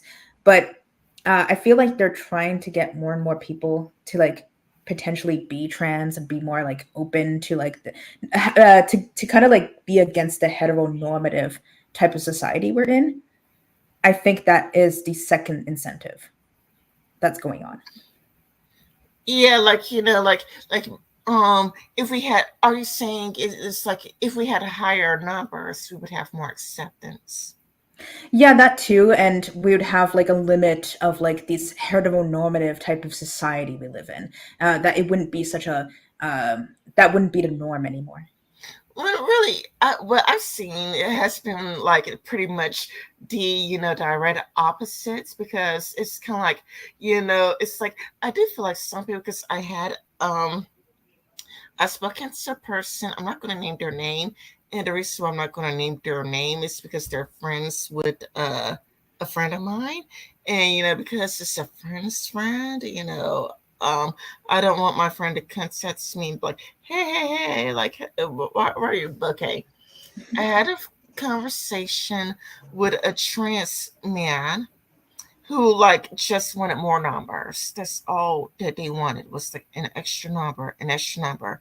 But what I've seen, like, from detransitioners is that they are the most turfy people that you could come across. You can't blame them. You can't blame them. Like so this trans man, that person clearly wanted more numbers because I was like, what about regretters? What about, detransitioners? And they were like, they made it clear that they don't care. Like, that's the risk that they're willing to take because what's going through their minds seems to be more acceptance Hmm. through more numbers. Like, if you have more numbers, you get more acceptance. But, again, I've seen pretty much the direct opposites where nobody is more turfy than a detransitioner. And you can't blame them. You can't blame them because it's like, wait a minute, why is this so easy? Wait a minute, why did you do this to me? Like you would see detransitioners going on Tucker Carlson. You would see like detransitioners like drawing like really transphobic looking cartoons. Like they began to see the trans community as a cult. They have the most scathing criticisms of the trans community. They're like your groomers. It's like you hear that from the transitioners. Well, I want to add something a little bit to this as well. Is that I know that in some of these communities, I don't know if you've ever heard of the term "breaking your egg," um, but for in case no one knows what that is, it's like breaking their egg signifies like coming out as trans, and uh, there are like communities, like trans communities, that would tell people who are non-trans that, oh, it sounds like you're breaking your egg, uh, over like little tiny, like, I guess, like, uh, ways about them that might come off sounding very trans. And this does kind of like, it's kind of a bit of a peer pressure type of thing. It's like it's incentivizing people into believing something. Oh, maybe I happen to be trans because all my friends, all my peers are saying that the things I do is kind of connected to being trans. Well, I kind of want to share something myself. Like, I used to think I was bisexual for a big chunk of my life because I was told growing up, hey, if you're playing with cars and Barbies, that's what usually bisexual people do. And oh, I happen to find some women attractive. So I just immediately kind of morphed myself into that belief system. So I'm not opposed to believing that it's happening to a lot of trans people, non-trans people as well, that they're invited to these communities, they're hanging around them, they're curious about this kind of lifestyle, what they are, and maybe they do have some moments like most people that they don't feel very feminine or they don't feel very masculine, and then they get like kind of peer pressured into believing that they're gonna break their egg soon, and to the point where they'll probably actually start believing that they are, and then they're gonna go through the gender clinic, and then the gender clinic is gonna just give them the medication. So it's like it's really a scary process, and I feel like there's a lot of peer pressure involved. Yeah, I said this on Twitter, as well. But my mom, when I was a child, my mom thought I was a lesbian. My mom Mhm. honestly believed that I was lesbian because it's like I was obsessed with, playing with this sweet train. I was obsessed with this train, and it drove her crazy. And I also loved playing video games. And it's like, wait a minute, boys play video games, so that's a boy thing, and you're a girl and you're playing video games. And it's kind of a lot like, and it's like, it's like if I was born, later on, but still playing video games, and still playing with trains, enjoying some of the more masculine things. It's like, it's like I would probably get labeled trans, you Mhm. know. Yeah, exactly. And this is why, like, we've seen this in all sorts of communities. Like, for people, the other thing too is like, I know this is like less of a big issue, but like we've seen it, like even people who follow Jordan Peterson, uh, they he was an all meat eater. It really mained people into believing that they should eat all red meat and that's it. So like any community that you go into will, you want to fit in, you want to feel tied into it, but the problem here is that this is something that it's very life altering. um and if anyone's thinking that they may be trans, I think it's highly encouraging to not only listen to trans folks, but they have to listen to detransitioners as well. They have to do some like researching instead of just jumping the gun. I've heard as well that there's some people who were afraid to even claim to be detransitioning because they felt kind of embarrassed because they went through this entire process. They changed their pronouns, they dressed differently, they went through hormone therapy, everything, just to like 5 years later come out differently. It's They felt embarrassed because they're like, wow, I made people see me through this lens. I told them how much I really felt it. I was really, uh, uh, passionate about being who I am. And now it's different. It's like, imagine coming out and saying that to everybody. So that's something to keep in mind too, that it's very possible some people are too afraid to call themselves detransitioners and Well, admit. I mean,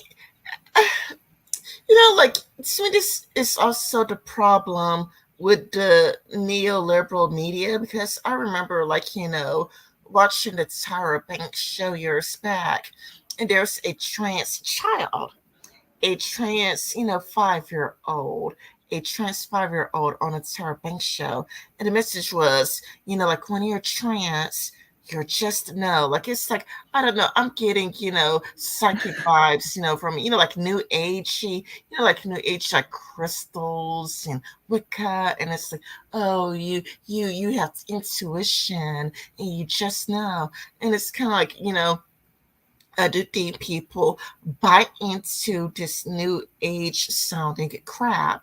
I do think people buy into it wholesale. Like, yeah, you just know. It's like, come now, like, okay, like when I was a kid, I would jump off the bed with, thinking that I could fly like Superman, and I would make myself like a little cape. I would try to, I would have my blankie. I'll put it around my neck like a blanket. And then, I would, say, I'm Superman. And I'll jump off the bed thinking I could fly. And I would, fall flat on my face. Oh no. I just want to add too that when I was young, I used to think like I can have powers like Matilda. So I would like sit in a chair looking at stuff for the longest time trying to make it move. So like yeah. Yeah, same here, same here. Like, like I would also like sit in a chair for a really long time, or, I would stare at a spoon and I would hope I can make a spoon bend by staring at it.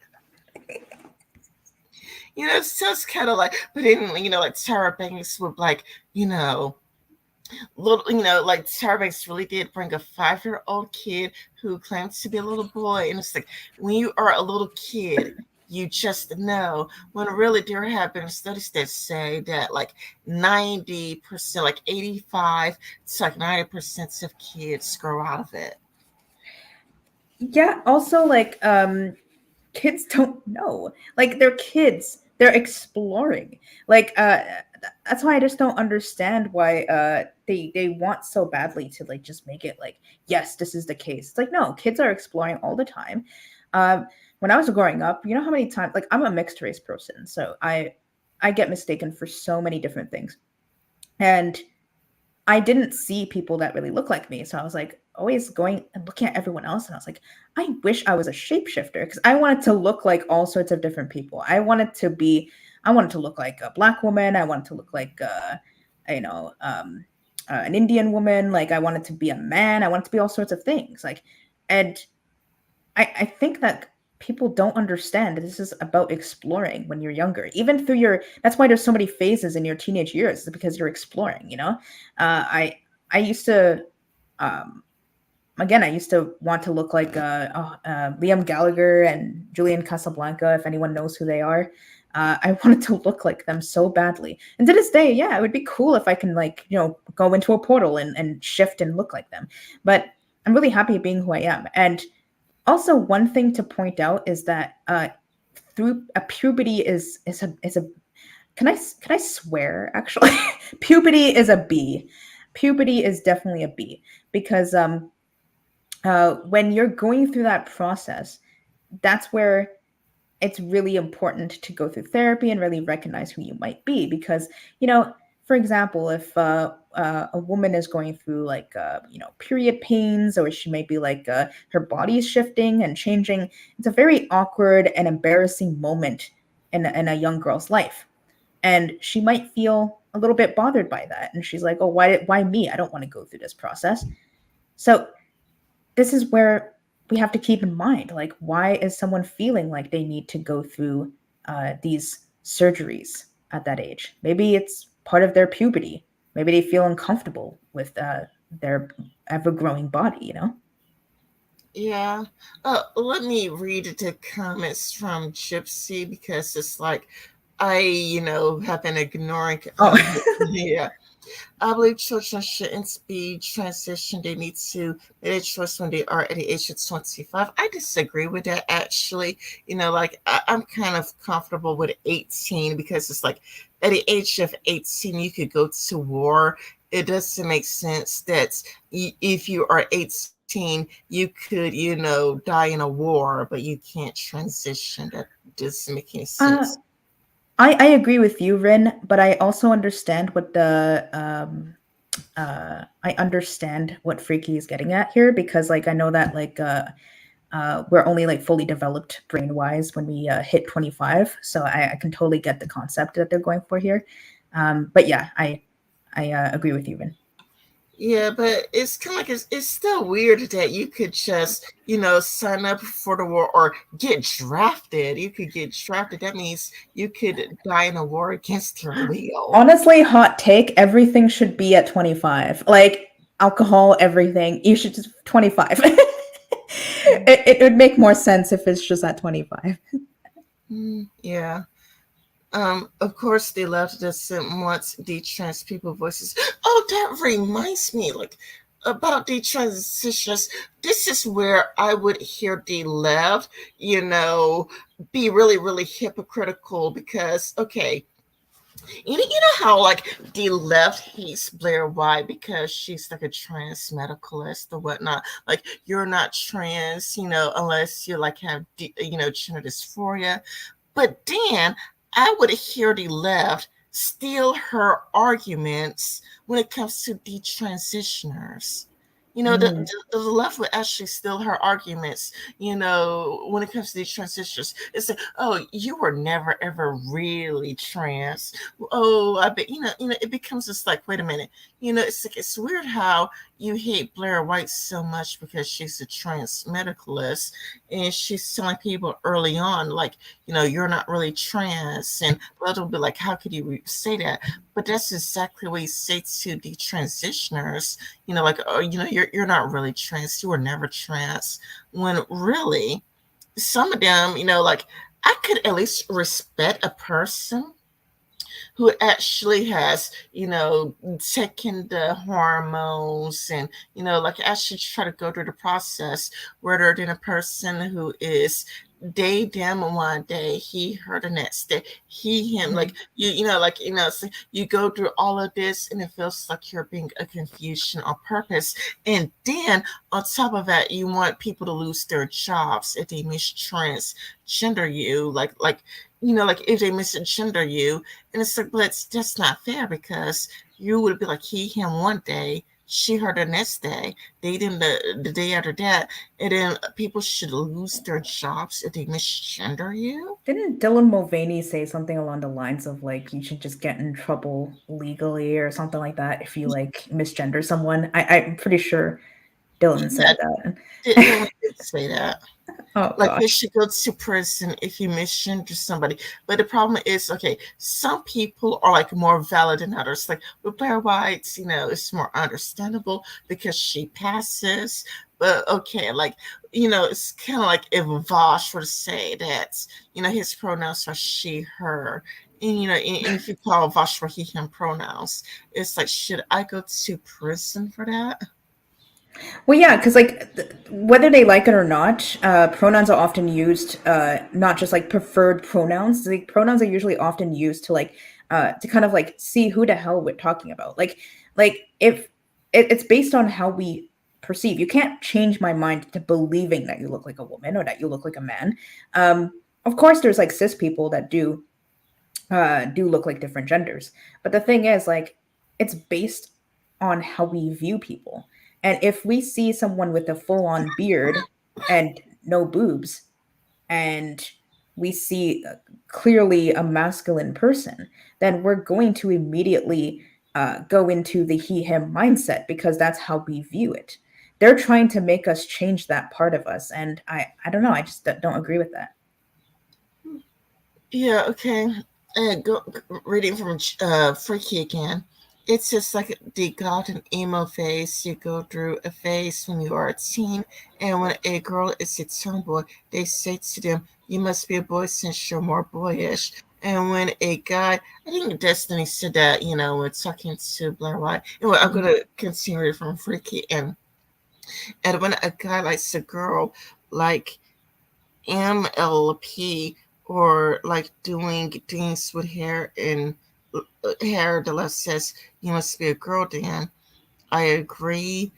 Biological women should have privacy from men and the transgenders.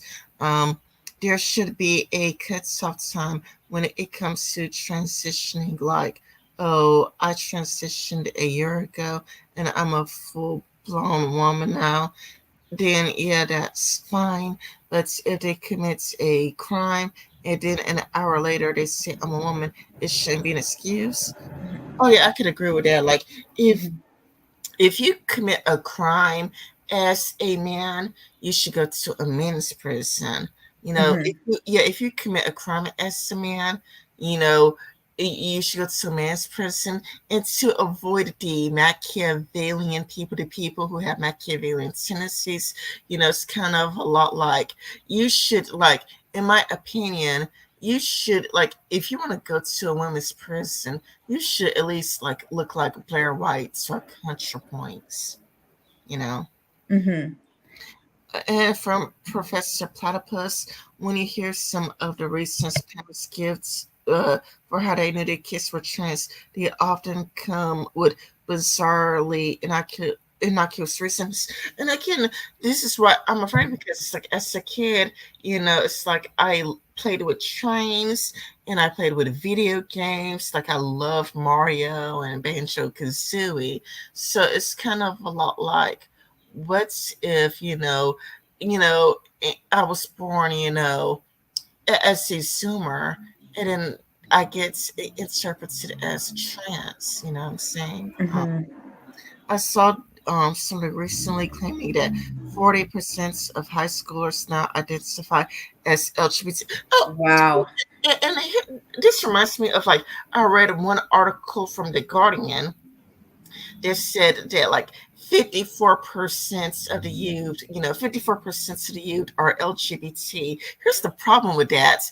That means that cishet straight people are a minority. And that means that cishet straight people would actually have minority rights. Well, I want to. That's actually true. That's a good thing to point out. I wanted to add, like, this is, I think part of it is because, like, again, like the LGBT community it's consistently increasing what is defined through being LGBT. Like right now, it's LGBTQIAA2S plus. So like naturally, I think more people would might be like put into that. I think there's even something I saw called semi bisexual, which is literally being straight. Like the definition was straight, and I'm like, why? Because they want to like be put into like some kind of category to make them feel better about themselves. Like, I don't get it. It's just people are making stuff up. And if they want us to get on board with it, because here's the thing that frustrates me. Like they want us to affirm, they want us to respect, they want us to go through all of these loopholes here. But like, why create new flags all the time? Why create new pronouns? Why do we have to like know all of this stuff? Life is already difficult as it is. I don't want to educate myself on things that are just going to take up too much of my time. Like, you just do your thing, but I'm not going to go through an entire list of different pronouns and make sure to write down, oh, yeah, Jenny over here wants to be called he, him on Mondays. And then on Wednesdays, she wants to be called like Faye Fair. Like, no, I'm not going to go through that. Like, I'm not going to go through that. Yeah, and I feel like employers, would do the same thing. It's kind of like why, like when it comes to trans issues on Twitter, I mostly just kept my mouth shut and just blocked the really annoying people, like the people that had like, the strange pronouns. Like if you have a strange pronoun, I was like definitely blocking you. It's because it's kind of like, okay, think of this, from the position of an employer.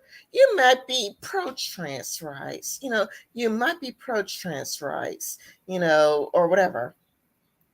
But it's kind of a lot like, it feels like the trans people, at least the way you see, the way they are on Twitter, it's like they want you to be in trouble for a bunch of little itty bitty things. You know what I'm saying? It's like back, like when Knots cursed to eat dog piled me, because I was against, what's his name again? What's his name again? Oh, Dylan Desmond is Mulvaney. amazing. No, Oh yeah, yeah. Desmond is amazing, uh taking his clothes off. And I got dogpiled that because being against stripping is anti-trans. It's like, and I can imagine if you were an employer and you do Mm-hmm. care about trans people, but like I would imagine a person like me would have, a normal opinion. And if you are an employer, there's only so many people you could fire, in all honesty. Did There's you? only, I huh? I just wanted to say, did you hear that? Like, I don't know the exact percentage, but they've said that anyone who presents on their resume that they go by they them pronouns, they are very likely to not be taken into the interview process. Yeah, it's something I didn't hear that because it's kind of like, I kind of knew that there was going to be a pendulum swinging backwards because there was a time in Pew Research that's confirming that, you know, okay, there has been a drop in trans acceptance. And I Hmm. think parts of the drop is the bullying behavior. It's kind of, it's like how Dylan Mulvaney was kind of like, you should be arrested if you accidentally misgender a person. But here's the problem: there are people who, in their videos on this, where they're like, "Well, I am he, him, but on Mondays, and then on Wednesdays, I'm she, her, and then on Fridays, something like they, them." Or it's kind of like, I should go by multiple pronouns, and then you should always constantly keep in contact with me to figure out, like which pronouns I'm going by that hour. And so this is how you should talk. It's kind of like, okay, Lenny, he, wants to write his back then day, and it's like nobody wants to go through all that. So it's kind of like there was a time in, I would say, like 2015 through maybe like 2017, where the trans rights community were actively trying to get people fired from their jobs. And I cared about my own job. I cared about my own job, but I was thinking, like, wait a minute. Realistically speaking, isn't there like a limit to how many people you could get fired? Because it's like, at the end of the day, you are only like 0.03% of the population. So if you're going to get people in trouble for accidents, like oopsies and mistakes, then it's kind of like, okay, at a certain point the pendulum is going to swing the other way, and it would be easier to not hire you, because I knew that there's Hmm. going to be a pendulum swing because of the bullying type of behavior, where people would really, because I mean, that has also happened to me on Twitter a couple of times, where there will be a person who has a bald head, a beard, has a cis pack, wearing a wife beater shirt, like, yeah, wearing a wife beater, and they're like, "My name is Michelle," and it's like, they're like, she, her, and then I accidentally called the person by he, him pronouns, and then that person, their friends, started attacking, like, "You're a bigot, you're a transphobe, you're my transphobe. Don't you see that my name is Michelle?"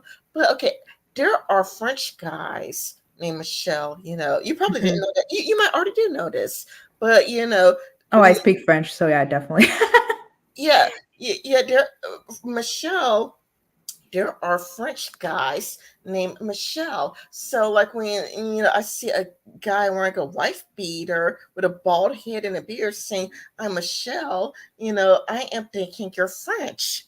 And it's like, no, Michelle's a girl's name, and you're a bigot. You call me by he, him pronouns, and it's like, or there is a different person who drew themselves. Okay, like, this is a drawing of yourself, and it's kind of like the person is very masculine, very muscular, cis pack, and it's like, I'm he. No, no, no. They are they them. I called the person he, him, and but they're like, no, no, I'm they them. And even, my friend, social equalizer, came to my defense.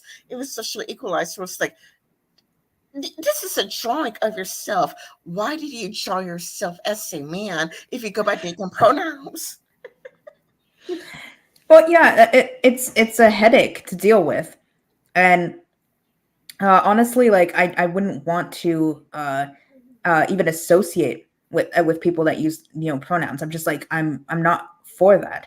Like I do anything out of my way to. I'm gonna be like a little bit consistent here because like if I see someone actually trying to transition and go through the process, I'm all for being there for them. But I don't like these bullying tactics, and they are a very small minority of the population. Um, but considering how it's more increasing, yeah, I'm kind of concerned about the bullying tactics a little bit. But people have to fight back, you know? Like, we shouldn't just take things lying down. By the way, I just wanted to let you know I need to go soon, but I could stay for until like 5 6 minutes or so. Yeah. Oh, okay. I just want to read the comments. Professor Platypus says, I wouldn't want to hire someone who doubts their pronouns needed to be advertised on a resume, regardless of what they are. In the interview, the only pronouns used should be I, me, you, and you. And I agree Yeah. with that because it's kind of like the pronouns that I use for myself are me, myself, and I. And these are often the ones that are used anyway. Like, so it seems like silly to put them on your resume. Yeah, because people will call you these things at a distance when you're not around anyway. So that makes it even more foolish because it's kind of like, like when I call Sean Head she, her, Sean Head isn't here. So it's like I'm saying Hmm. it because she's not here. She, her.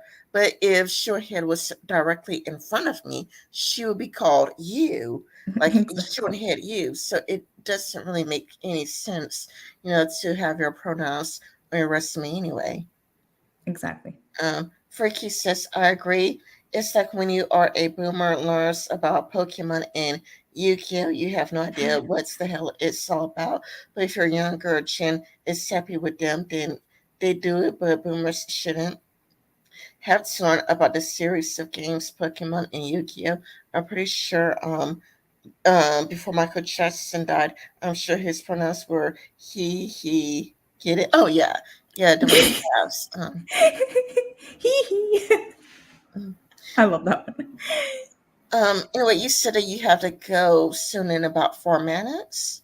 Yeah, about 5 minutes. Yeah. Is there any final words?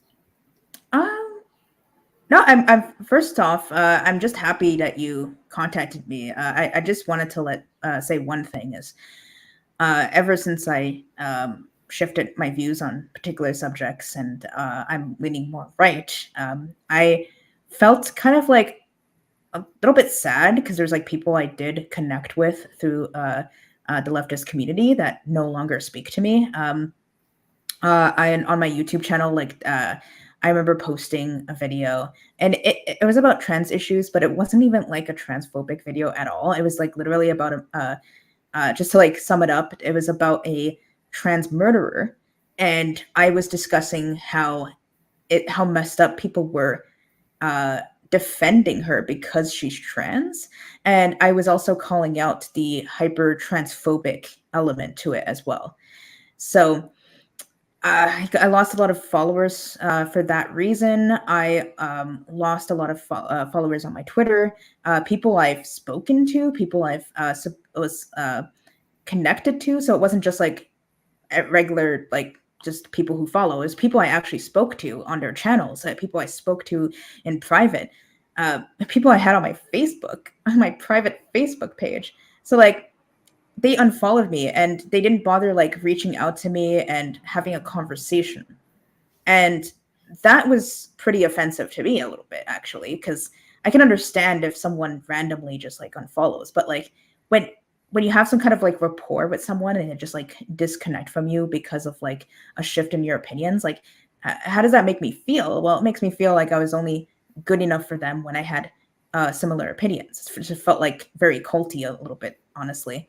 Um, and the only people that reached out to me was, oh, of course, you, um, Hunter's wife.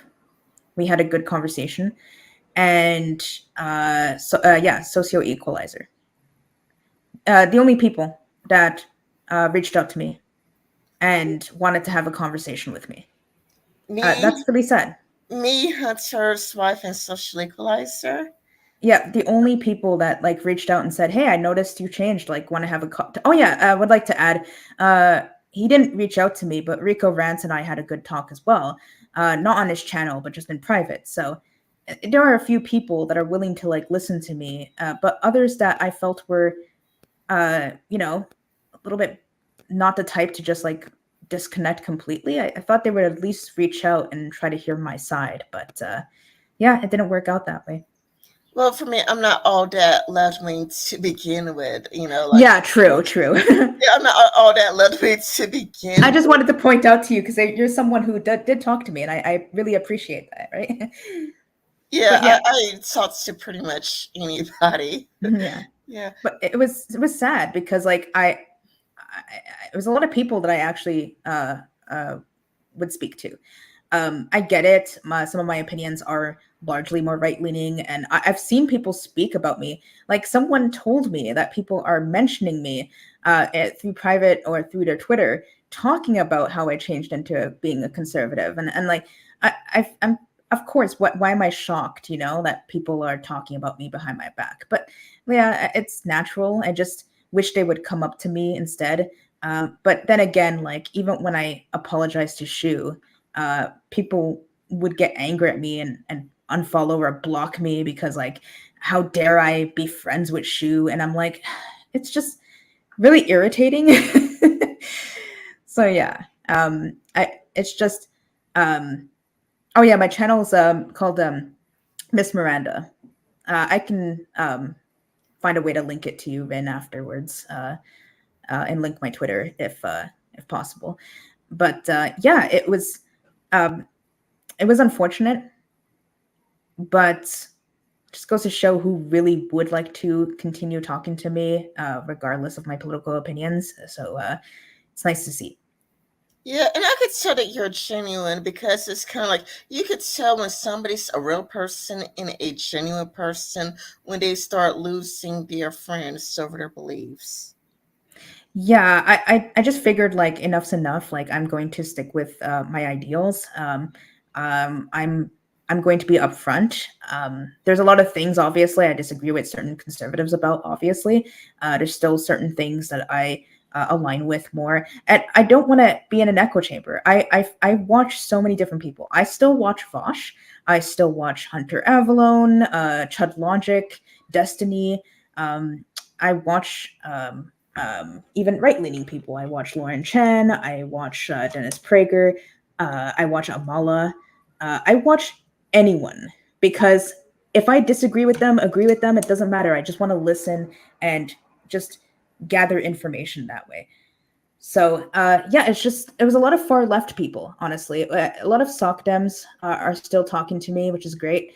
But a lot of like the socialist, ACAB type people, really just completely disconnected from me. Which is funny. Again, I was never ACAB. I was never like this huge pro police person. I believe in police reform still, but yeah, it was just funny to see how like I'm no longer a good person in their mind.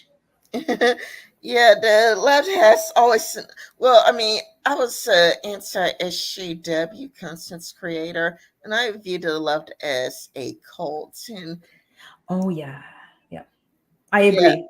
I'm not. I said this before. I 100% agree with the cult like mentality because uh, like cults do. You have to agree and abide by their ways, and if you go a little bit off, like you're exiled or you're like treated poorly, you're bullied into believing a certain way. And yeah, I disagree with that. I've seen Lona. I don't know if you know Lorna Box. He got a lot of backlash for not agreeing with the concept of transgenocide. And it's like, well, it's like there's actually he made actually really good points on that. Um, and look at what happened to Anna and Shu, um, and look what happened to me. It's or, just or Claudia Brown, because Claudia Brown or Ransom feminists were said that okay, like the trans genocide thing gets a bit much and it's not a good tactic, and she got a huge backlash over it. And it's like, wait a minute, but it's like she hates turfs, like Claudia Brown hates turfs and makes fun of them on a regular basis, but because she says that talking about transgenocide is a terrible tactic and it's a bit of an overkill. She gets called a turf, a transphobe, and she receives so much hate from the left. And so for me, was an anti-SJW content creator. I always viewed the left as a cult, and that has never really changed. Yeah, clearly not. Can I add something real quick as well about the transgenocide thing? The thing is, like, genocide's a big term. It's a loaded term, and I did the research. Anyone could correct me if I'm wrong somehow, but like I did look up. There's not enough people to constitute a genocide that have been killed. There's about like last year maybe 35 trans people in the United States that were killed who happen to be trans, but there's no indication that they were killed because of them being trans, and that's still not a big enough number to constitute a genocide. And the other thing too is that like my belief system is that the reason genocide is being used as a term rather than systemic issues, because when you think of something as a systemic issue, it's something that can be changed through policy making, policy decisions. But if you call something a genocide, it's like a level of revolution, and we have nothing to lose. And this is what a lot of far leftists want. They want a revolution. So by using terms, loaded terms such as genocide, it's a way of fear mongering a particular marginalized group into fighting alongside them in terms of a revolution. And it's funny that they don't do this with Black people. They never claim Black genocide. They always claim Indigenous genocide. They always claim trans genocide. But when it comes to Black issues, they call it a systemic issue. Funny. Yeah, it is strange. Well, I'm glad to have you here, and if you send me, like, if you have a link tree, or if you want to send me your social media accounts, I would gladly add it to the description. Oh yes, thank you. I definitely sent it your way. I can put it in a chat too if I am quick enough to put my channel. I should probably put the trans video up again. I put it on private because I felt like I looked terrible in it. But if anyone wants to watch it, I'll put it back up. Here we go. I'm just going to quickly. Oh no, I have to connect. Okay, my bad. I'll send it to you on your Twitter, so that you can link it after. I'm okay with my Twitter being shown as well. I sent it. Okay, and I would gladly post your social media accounts in the description. So thank you so much for coming over. Well, thank you so much. I love this chat. If you're up for it, I would love to chat more because I had a lot of fun. I would love to chat with you again. Well, thank you. I also appreciate everyone leaving their comments. And you reading out to them the comments, Rin. The comments were really engaging, and I really like what everyone was adding to the conversation. And Rin, thank you once again. This was great. And I'm gonna have to go, but I'll keep in contact. That sounds awesome. All right. Have a good night, everybody. You too. Bye. Bye.